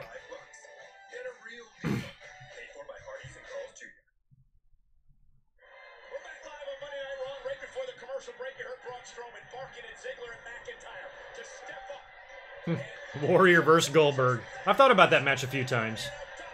I might go Goldberg. I think they both sucked, but I think Goldberg was slightly better.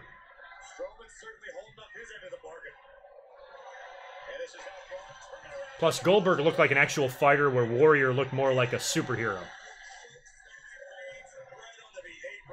So I think Goldberg was, #1, more believable.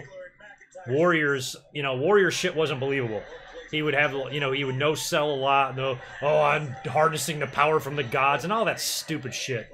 Where Goldberg would just spear you and hammer you into the fucking ground and beat you. So I'm buying on Goldberg over Warrior.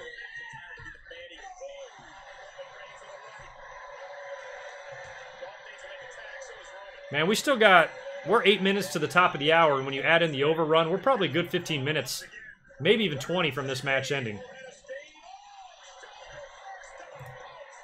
Which means I'm going to cut away real quick. I'll be back in 2 seconds.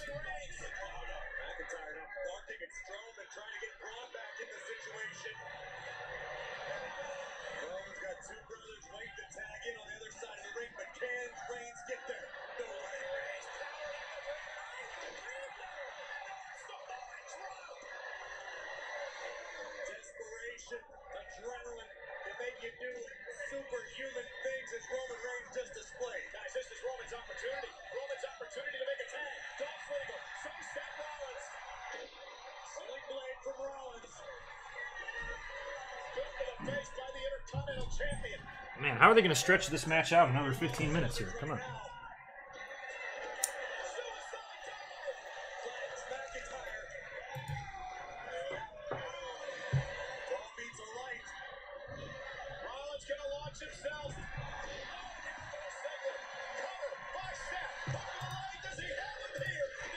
Near fall.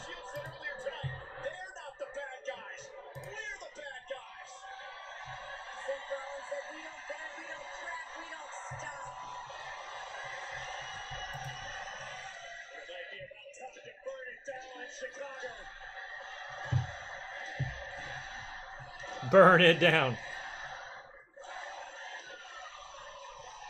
Who is CM Punk? He was on The Real World. I forget which season.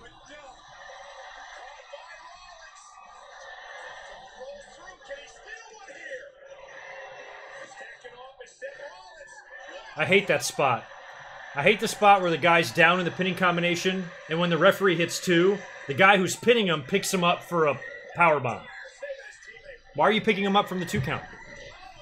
Don't you want to pin him?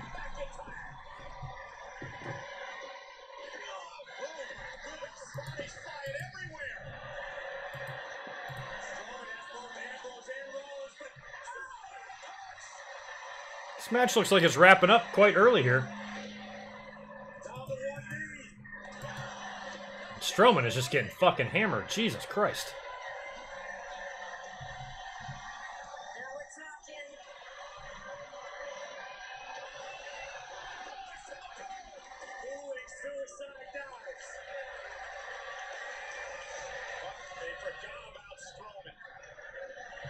They forgot about Strowman. Here comes Roman.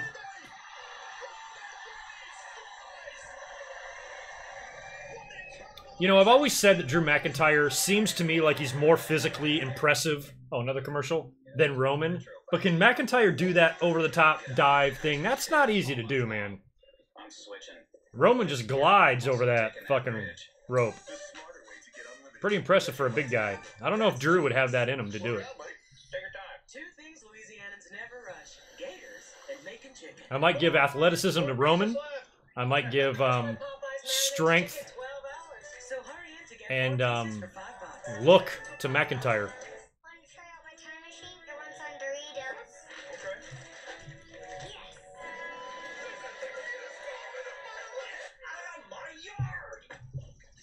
Yes. Why is Rollins an asshole?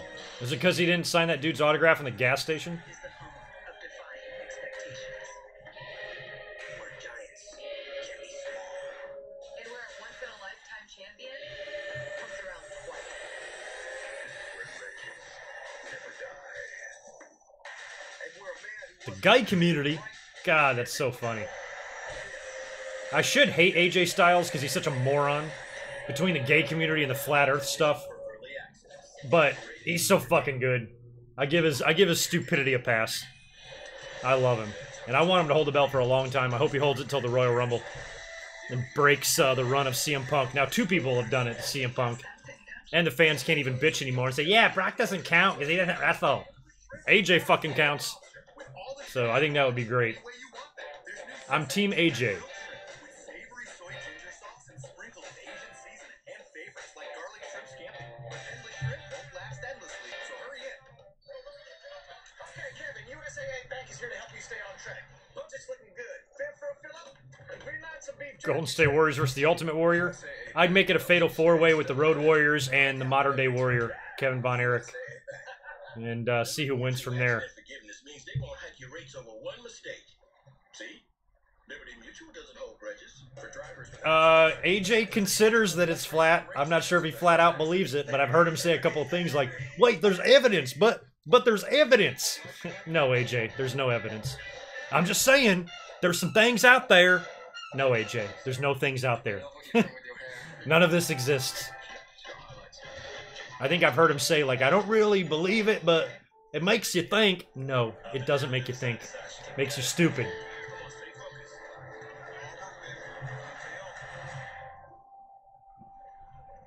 You don't think he believes it? I wouldn't put anything past anybody from Georgia. I'm just saying. And I'm from North Carolina, so I can say that. Or the crispy chicken sandwich, or the spicy crispy chicken, or the flame grilled whopper. Match or mix, any two will cost you. Bree's irrelevant. Well, she turned heel in a segment with Ronda Rousey tonight, so I wouldn't say she's irrelevant. She's extremely relevant. She just sucks. Superstars on E's hit show Total Divas. Season 9. Is that what the game? Was that what the score turned out to be in the Yankee? Goddamn, 14-1. They beat him by 2 touchdowns. Christ.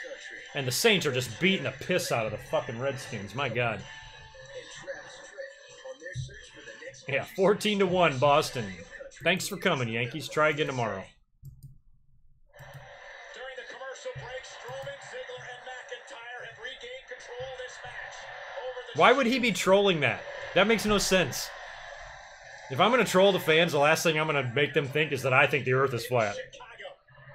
I troll them in other ways. The break is a chaotic scene. Roman Reigns didn't want to be the last to the party. Look at this athleticism. Yeah, but there's things out there, guys. I'm just saying. Get an aerial view of the monster among men. And now Braun Strowman ready to rip apart Seth Rollins. Brie Bella is flat, meaning she hasn't chosen to get the surgery? Yeah, you're right.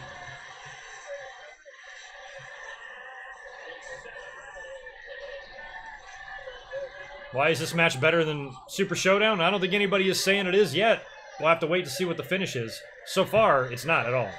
But if they do some sort of angle here, because there's a lot of time left in this match, so if they do some sort of a turn here on either side, maybe it'll turn out to mean something after all. Wouldn't put it past them. With everything else we've seen tonight, with Lashley and the Bellas, and Angle coming back.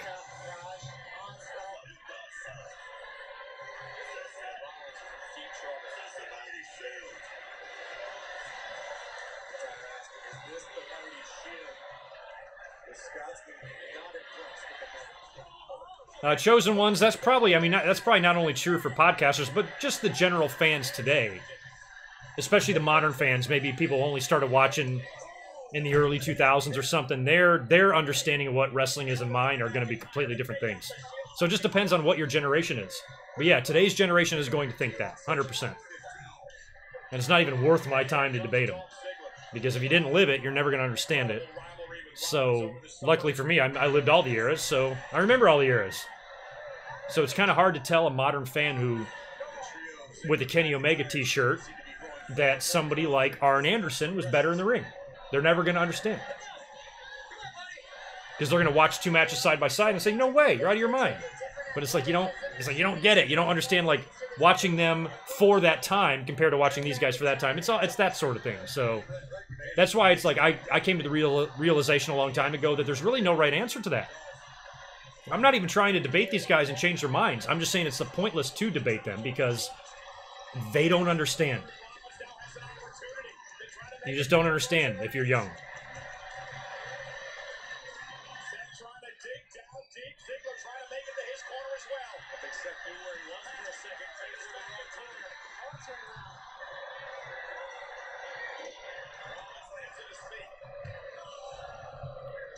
I wouldn't be too concerned about Brie Bella that much. I mean, what are her and Daniel Bryan's plans? They're probably going to have more kids, right? So just relax. Brie's not taking over the world or anything like that. It's not a big deal. She's barely a part of the show. You can tolerate her for a couple of months here or there. It's not going to kill you. She'll be pregnant again in a couple of years, hopefully. Or a few months if we're lucky. Daniel Bryan slips one past the goalie.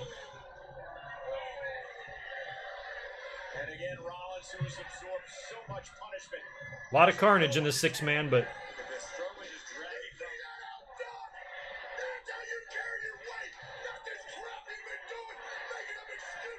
Strowman giving it to Ziggler.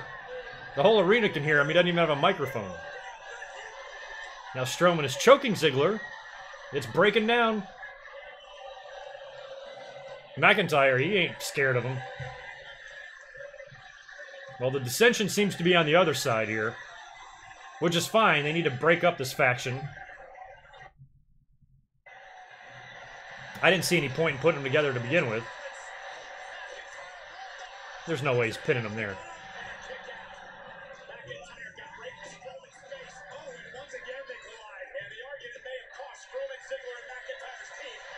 I'd like to see Steamboat against Nakamura. I think that would be good.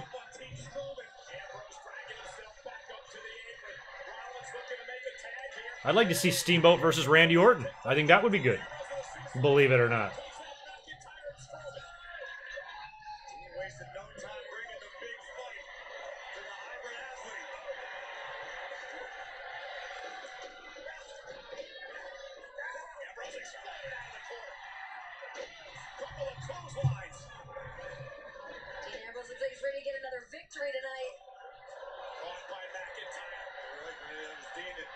God, McIntyre, he's a strong son of a bitch. Jesus.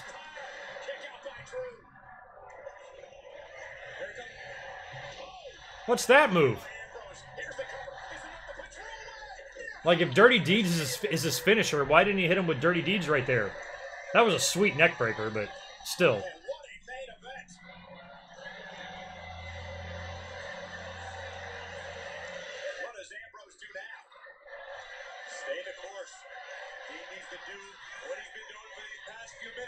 I'd like to see Okada versus, I'd probably, down nice, I'd rather see Okada versus Barry Windham than Okada versus Flair. The size would be better. Windham's a tall son of a bitch, too.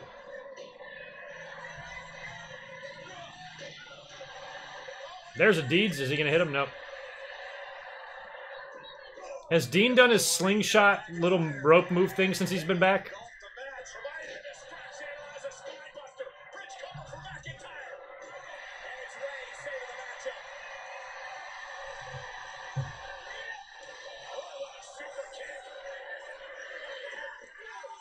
I don't know who's legal at all in this.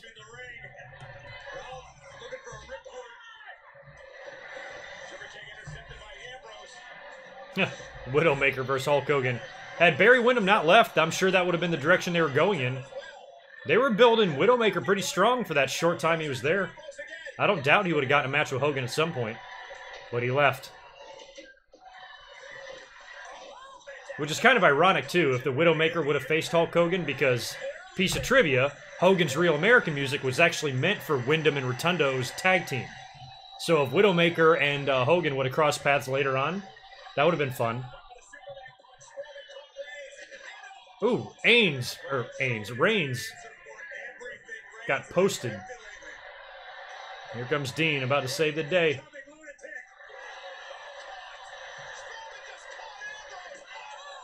Jesus Christ. The monster is down momentarily, but so is everybody else. Did he, Daniel? Had Dean 86 to bounce back? Good. I was sick of that shit. He was getting old. I remember the first time I saw it, I literally marked out. The officials counting. Ambrose is a legal man. He's got to get back in the ring. We got Ambrose and Seth.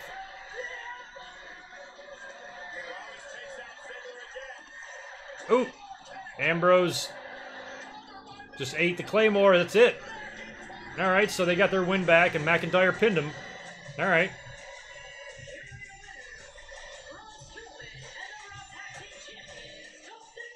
I mean, I still think if Braun Strowman's the one getting this fucking title shot, why is he not pinning these guys to win these matches? But whatever.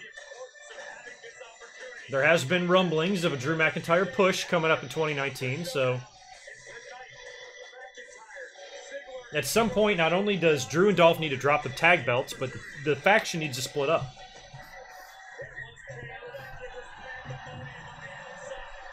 They might hang together until Survivor Series. Do it there. I'd be fine with a McIntyre Rumble win. He's probably the only guy aside from Daniel Bryan that I'll actually tolerate. I think Daniel Bryan, he's got to. Especially with after what he did last year at the Greatest Royal Rumble, lasting all that time, winning it upon his comeback. That's what you got to do.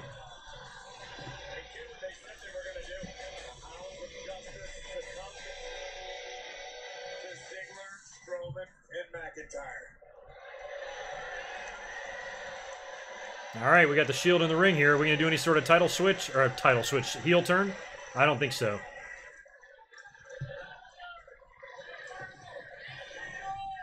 Is Dean leaving? Not only do I have a belt, but I got fucking pinned. Fucking horse shit. I'm out of here.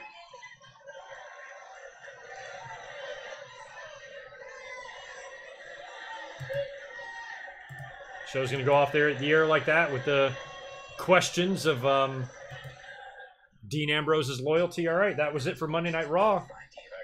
Man, that wasn't a horrible show. You can't say that was a bad show. Like, the past few Raws have been fucking ass. But this one was not that bad. We saw a lot of stuff on this Raw. A lot of stuff. When you carry out large 3-topping pizzas from Domino's for $7.99 each, you don't want bad roads ruining good pizza. So we're doing something about that. If you were driving... Yeah, I was just saying that. Like, this was a better Raw. And I don't know if this was a result of what happened last week with the ratings, or if this was just a result of we're on the road to the next pay-per-view, we need to start setting shit up. And so it feels like a lot of stuff is happening, you know what I mean? So, I don't know. I think it was a good show, though. I'm going to give it... Y'all, actually, you guys are coming in with grades. You know what? I'm going to agree with St. Francis. I'm going 7.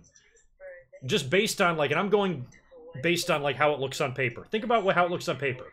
Shawn Michaels' return to the ring confirmed. That's huge news. That's not little news. The Bella Twins turning on Ronda Rousey. Huge news.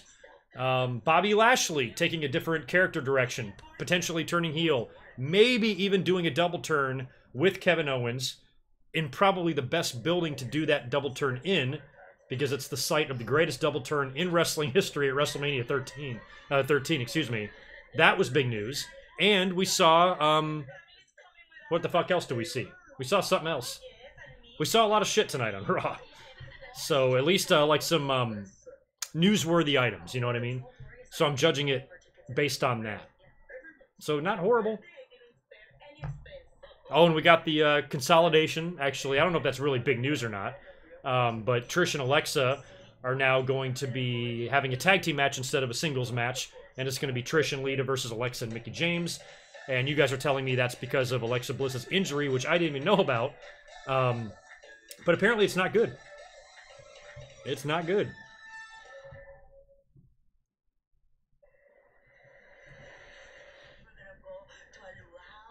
And then Dean Ambrose, and then everything they did tonight, I think they're just still... I'm trying to think where they're going next now, because you got both factions with a ton of dissension. You've got the Pack, Strowman, Ziggler, and McIntyre. They had their problems tonight. Strowman's yelling and screaming at everybody. Got in Dolph Ziggler's face, grabbed him by the throat. Same thing on the Shield side. You had Dean Ambrose eating the pin from Drew McIntyre and then leaving Seth and Roman in the ring by themselves. So you don't know what's going on. Oh yeah, Kurt Angle. That's what I meant to say. So I don't know if you can make this stretch until Survivor Series, and if you do, what do you do there? Do you do the 2-3-man teams versus each other with a couple of extra partners, or what do you do? Does Roman defend the belt, assuming he retains it at Crown Jewel, which I think he will? Do you do a champion versus champion match? Do you do Roman Reigns versus AJ Styles, like you did AJ and Brock last year? There's a lot of things they can do. So I don't know where everything's going to culminate, but one thing I know for sure is that Strowman, McIntyre, and Dolph cannot stay together forever. I would assume that by the time we get on the other side of Survivor Series, they should be done. The Shield, I don't know if they're going to stick around together or not. Don't know. But I think Roman Reigns will hold the belt until WrestleMania. And I think AJ will hold the title until the Royal Rumble. That's my guess at this point. We're about to leave for the airport, not for an hour, and this is the only time Jasper can do it. But how full is Jasper's calendar? This is a coup. When you get in with Jasper, doors open. He's a legacy at halftime free. Yeah, you might be right about that. You know WWE would love to bring in Okada, but maybe Nakamura was like next best thing. I like Nakamura, though. And SmackDown versus Raw again at Survivor Series. You would assume that's what they're going to do, right? The big 10-man tag. 2 years ago, the match was like awesome. Maybe a match of the year contender. Last year, might have been the worst Survivor Series match I've ever seen.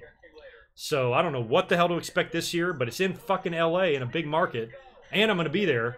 So they better give us something good. If I'm returning to a WWE event after this many years, I ain't trying to go back and watch a shitty show.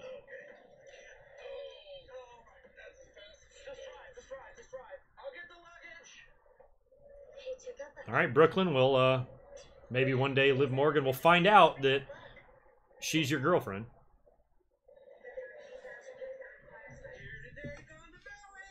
Hey, Pillman and Christopher Daniels would be fun. I'd be down to see that. Sure. Yeah, I'll hang out here for a little bit since Raw's over. Hang out for a bit and chat, answer a few more questions, and then I'll get the hell out of here.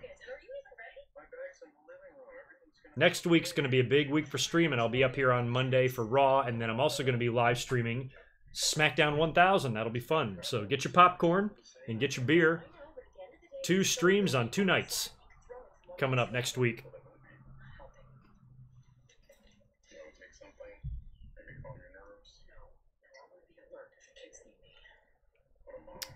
5 hours for Survivor Series. Yep, that's going to be fun. I'll be spending that entire 5 hours drinking $11 beers. That's going to add up. I'll be getting to Survivor Series late. I think I'm going to drop by and say hi to the No DQ fellas. They're doing a big party right before Survivor Series in the morning or the afternoon. So I'll probably go hit that up and then head over to the stadium. And still, if anybody's going to be in LA, let me know. DM me. I got a couple DMs from some of you guys on Twitter, but let me know if you're going to be in the area. Catherine and I are going to try to find a bar to watch TakeOver on Saturday night. So if any of you are not attending TakeOver and you're also in the LA area, stop by, say hello, have a beer with us. It'll be fun. Alex, I don't even know what that is. I don't know what a Discord server is. I see it a lot, but I'm illiterate when it comes to that stuff. I'm not even on Reddit. Like, I don't know what anything is, so I can't think of starting something else. It's 16-1 now in that game. Jesus Christ, Yankees. I wish they would allow you the option to forfeit. Jesus Christ.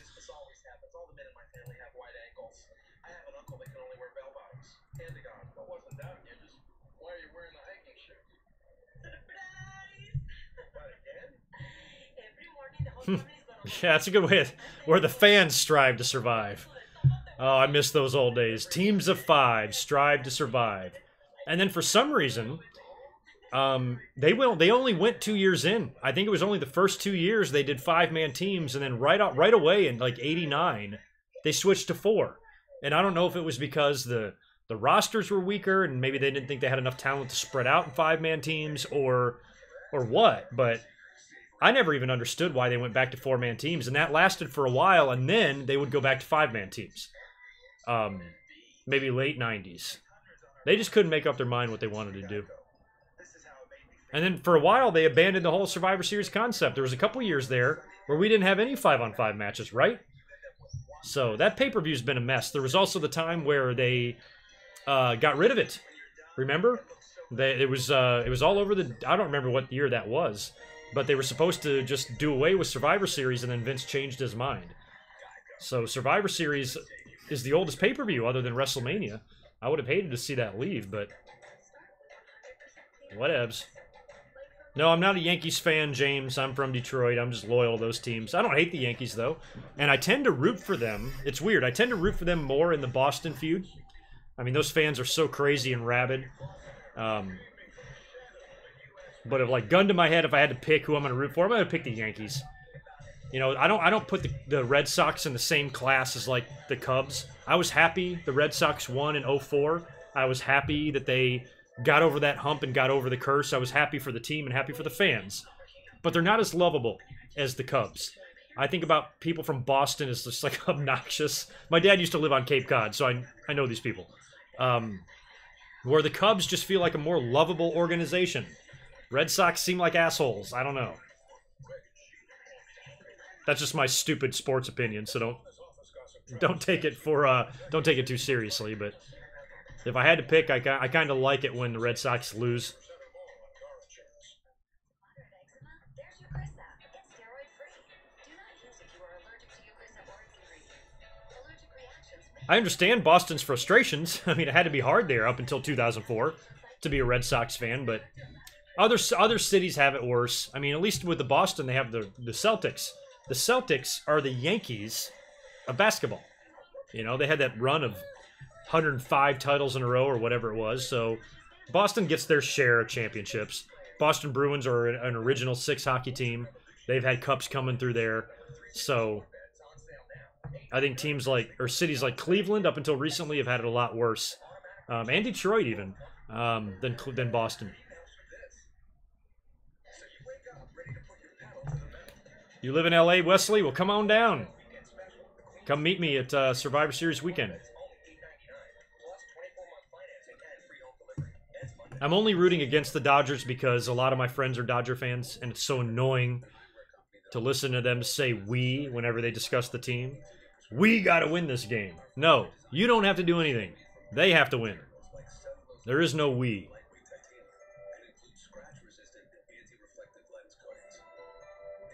No, Trump's not showing up at SmackDown 1000. Not at SmackDown. He'd only go to Raw, right?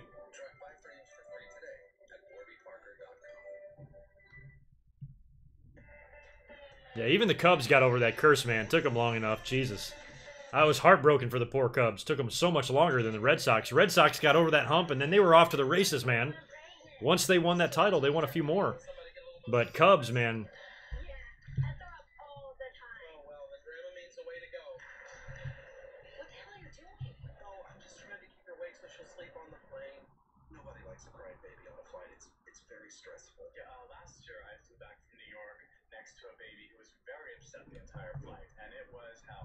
Yeah, kind of, Don. It's not totally true, but it's sort of true. The more people start going apeshit about something, the more I want those people to be disappointed. So, just due to their sheer annoyance. Man, we're in that. It's so funny. There's this like week span every October here in United States where all 4 major sports are going on at the same time. Because we're going to have hockey and basketball both about to start in the next few days. And then you got the playoffs and baseball wrapping up, and we're in the middle of football season. So you got everything happening. It's a lot to keep track of for a sports fan, especially if you're a gambler or you do fantasy teams and shit.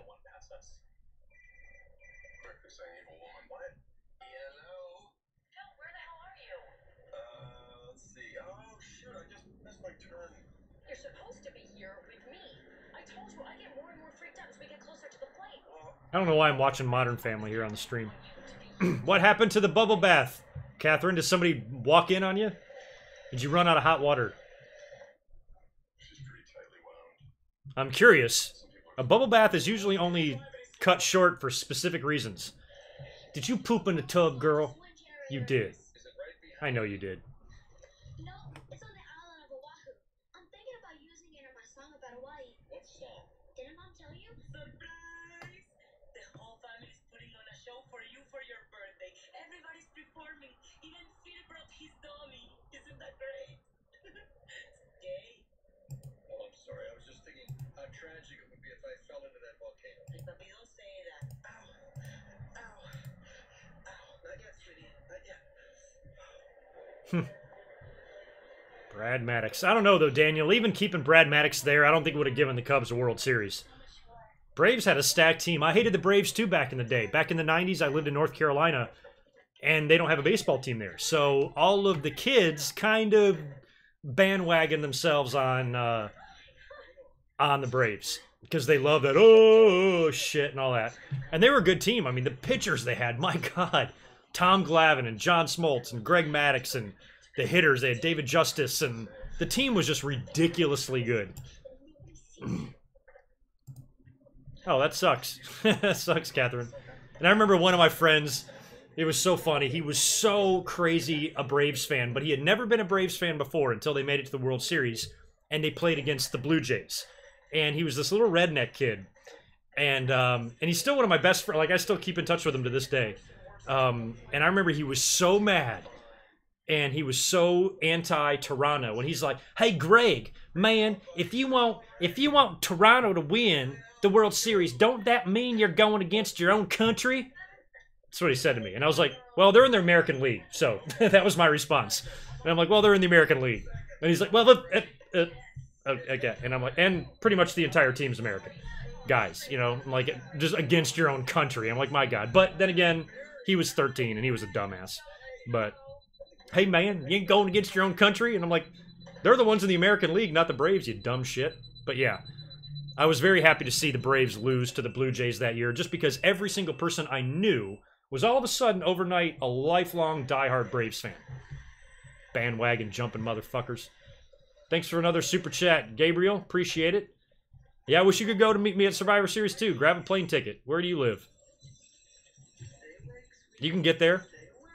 And if anybody's going to be at Survivor Series and you want to walk over to where we're sitting, just DM me day of the show and I'll let you know where our seats are.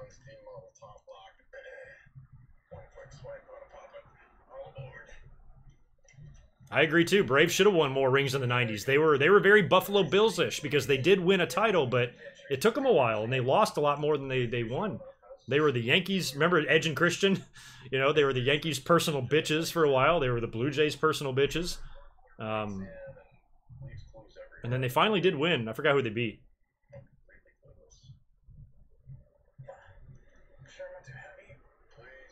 But man, every kid I knew in high school back then was all about the Braves.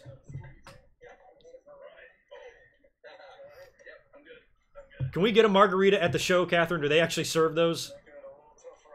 They didn't back in my day. It was beer only. Actually, this is California. You can probably buy a joint. By the way, Catherine, we're eating some edibles at Survivor Series. Hate to tell you. We're going to be sucking them Jolly Ranchers down. Imagine how good that show is going to be. Leonardo DiCaprio on Titanic. I bet he goes to art school. Do you think he's sketching us? Yeah.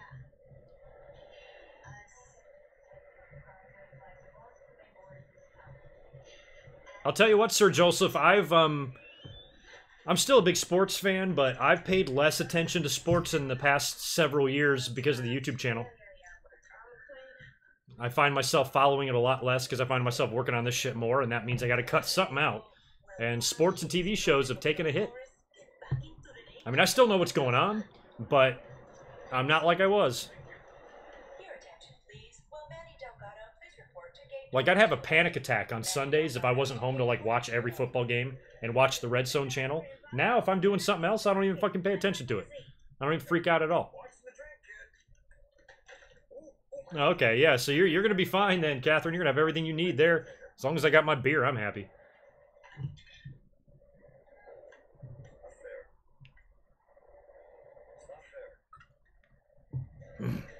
I don't know, JJ. Provided Warriors stay healthy, you gotta go Warriors. Celtics will be in the finals, though. There's no way they can't. LeBron's gone. They have no other challengers in the East. Like, if the Celtics don't go to the finals, they should consider that a failure. They gotta go. So all you Boston fans, if you wind up losing this series to the Yankees, don't worry. You got another shot at a title here in just a few months. Or by the time we get to next summer. Can you live stream from your phone? Can you do that? We will. I swear to God. I will live stream from my phone if there's a way to do that. I've never live streamed other than a computer.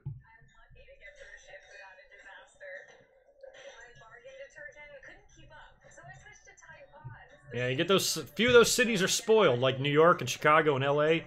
They get two teams to choose from to root for. It's so bizarre. I know that about New York too. The Yankee fans and Mets fans are like two different people, two different types of fans. They hate each other. They hate each other's teams, which is even more bizarre. I'm like, you're in the same city. You should all be on the same team. You should all be happy and say, we get two teams. We get two chances to win a title. So if the Mets suck, I'm going to be a Yankees fan this year. If the Yankees suck, I'm going to be a Mets fan this year. If I was from a city like that, that's the way I would do it. I kind of already do it. Because my entire family went to Michigan State, so I root for them in college. But if Michigan State sucks, and Michigan is undefeated going in to the college playoffs or whatever, and the two teams play each other, I might root for Michigan to win because they got the better chance. Michigan State's not doing anything. They suck. So if Michigan wins, great. They get to go on and potentially win a title and represent the state. That's kind of the way I think.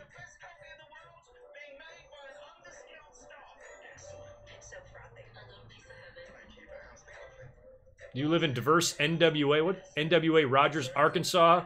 Nappy? Okay, so that's why you can't make it to LA, because you live in Arkansas. I don't think I've ever been to Arkansas. I remember in Forrest Gump, they're from Alabama, and he goes, so you boys are from Arkansas, huh? Oh, man. Never been there.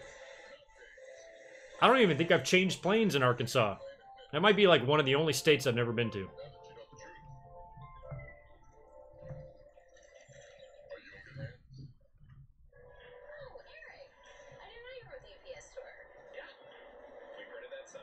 If Boston, if the Celtics were going to have any contender, you're probably right, Ira. Toronto will be it.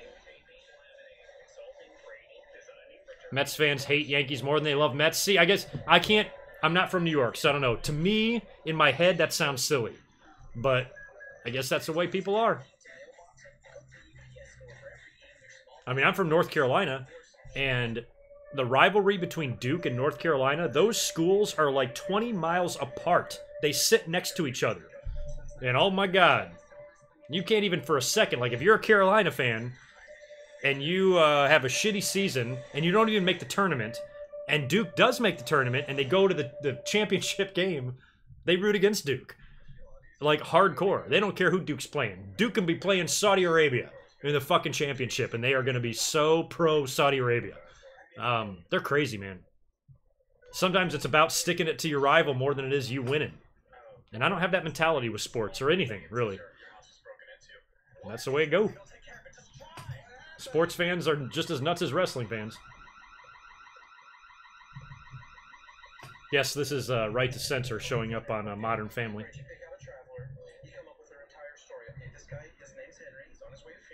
Oh, I hate airports. All right. We got a dwindling audience here, so I'm gonna get out of here. I'm gonna throw a steak on the grill, watch some shit, maybe catch up on a little bit of editing, but for the most part, I'm gonna take it easy tonight, I think. What are y'all up to? Going to bed? School? Catherine, you're up kind of late, girl. It's 11:30 for you. We are T-minus. What are we like? We're 6 weeks away. We're 5 weeks away from Survivor Series. And by the way, I've not rented the car yet.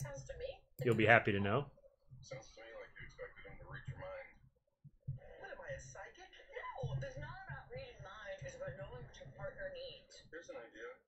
Just say help me. You don't even have to say me, just help. Then you'll know. All right, everybody going to bed. I'm going to bed soon too.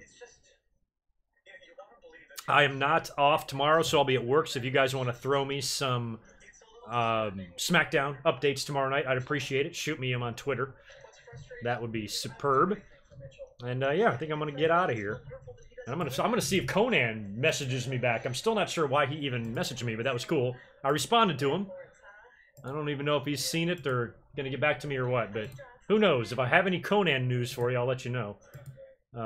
But yeah, thanks for hanging out tonight. Another successful stream, and I thought we got to sit through a pretty good Raw tonight. Could have been worse. So hopefully, fingers crossed, that we can have equal amount of fun, as much fun as next week. Yeah, we are pro wrestling. You got editing in your future tonight? I got a little bit, not much to do though. Actually, I probably don't have to do any. I just want to do it, get it done. But yeah. Anyway, cool. You guys have a good night. Thank you, Dawn. Thank you, Catherine. Thank you, James. Everybody else for hanging out again tonight. Thanks for all the super chats. Thanks for the support. You guys are the best. I think I'll be up here normal time. I mean, there's enough to talk about. I know I'll have a normal episode based on what we saw tonight on Raw. Even if nothing happens tomorrow on SmackDown, I'm still going to come up here and do a regular episode. So we'll shoot for Thursday on that for episode 518 or whatever we're on now. And then after that, it'll be Monday night for the live stream. So I'll catch you guys in a couple days. Thanks for hanging out, and I'll talk to you soon. Peace.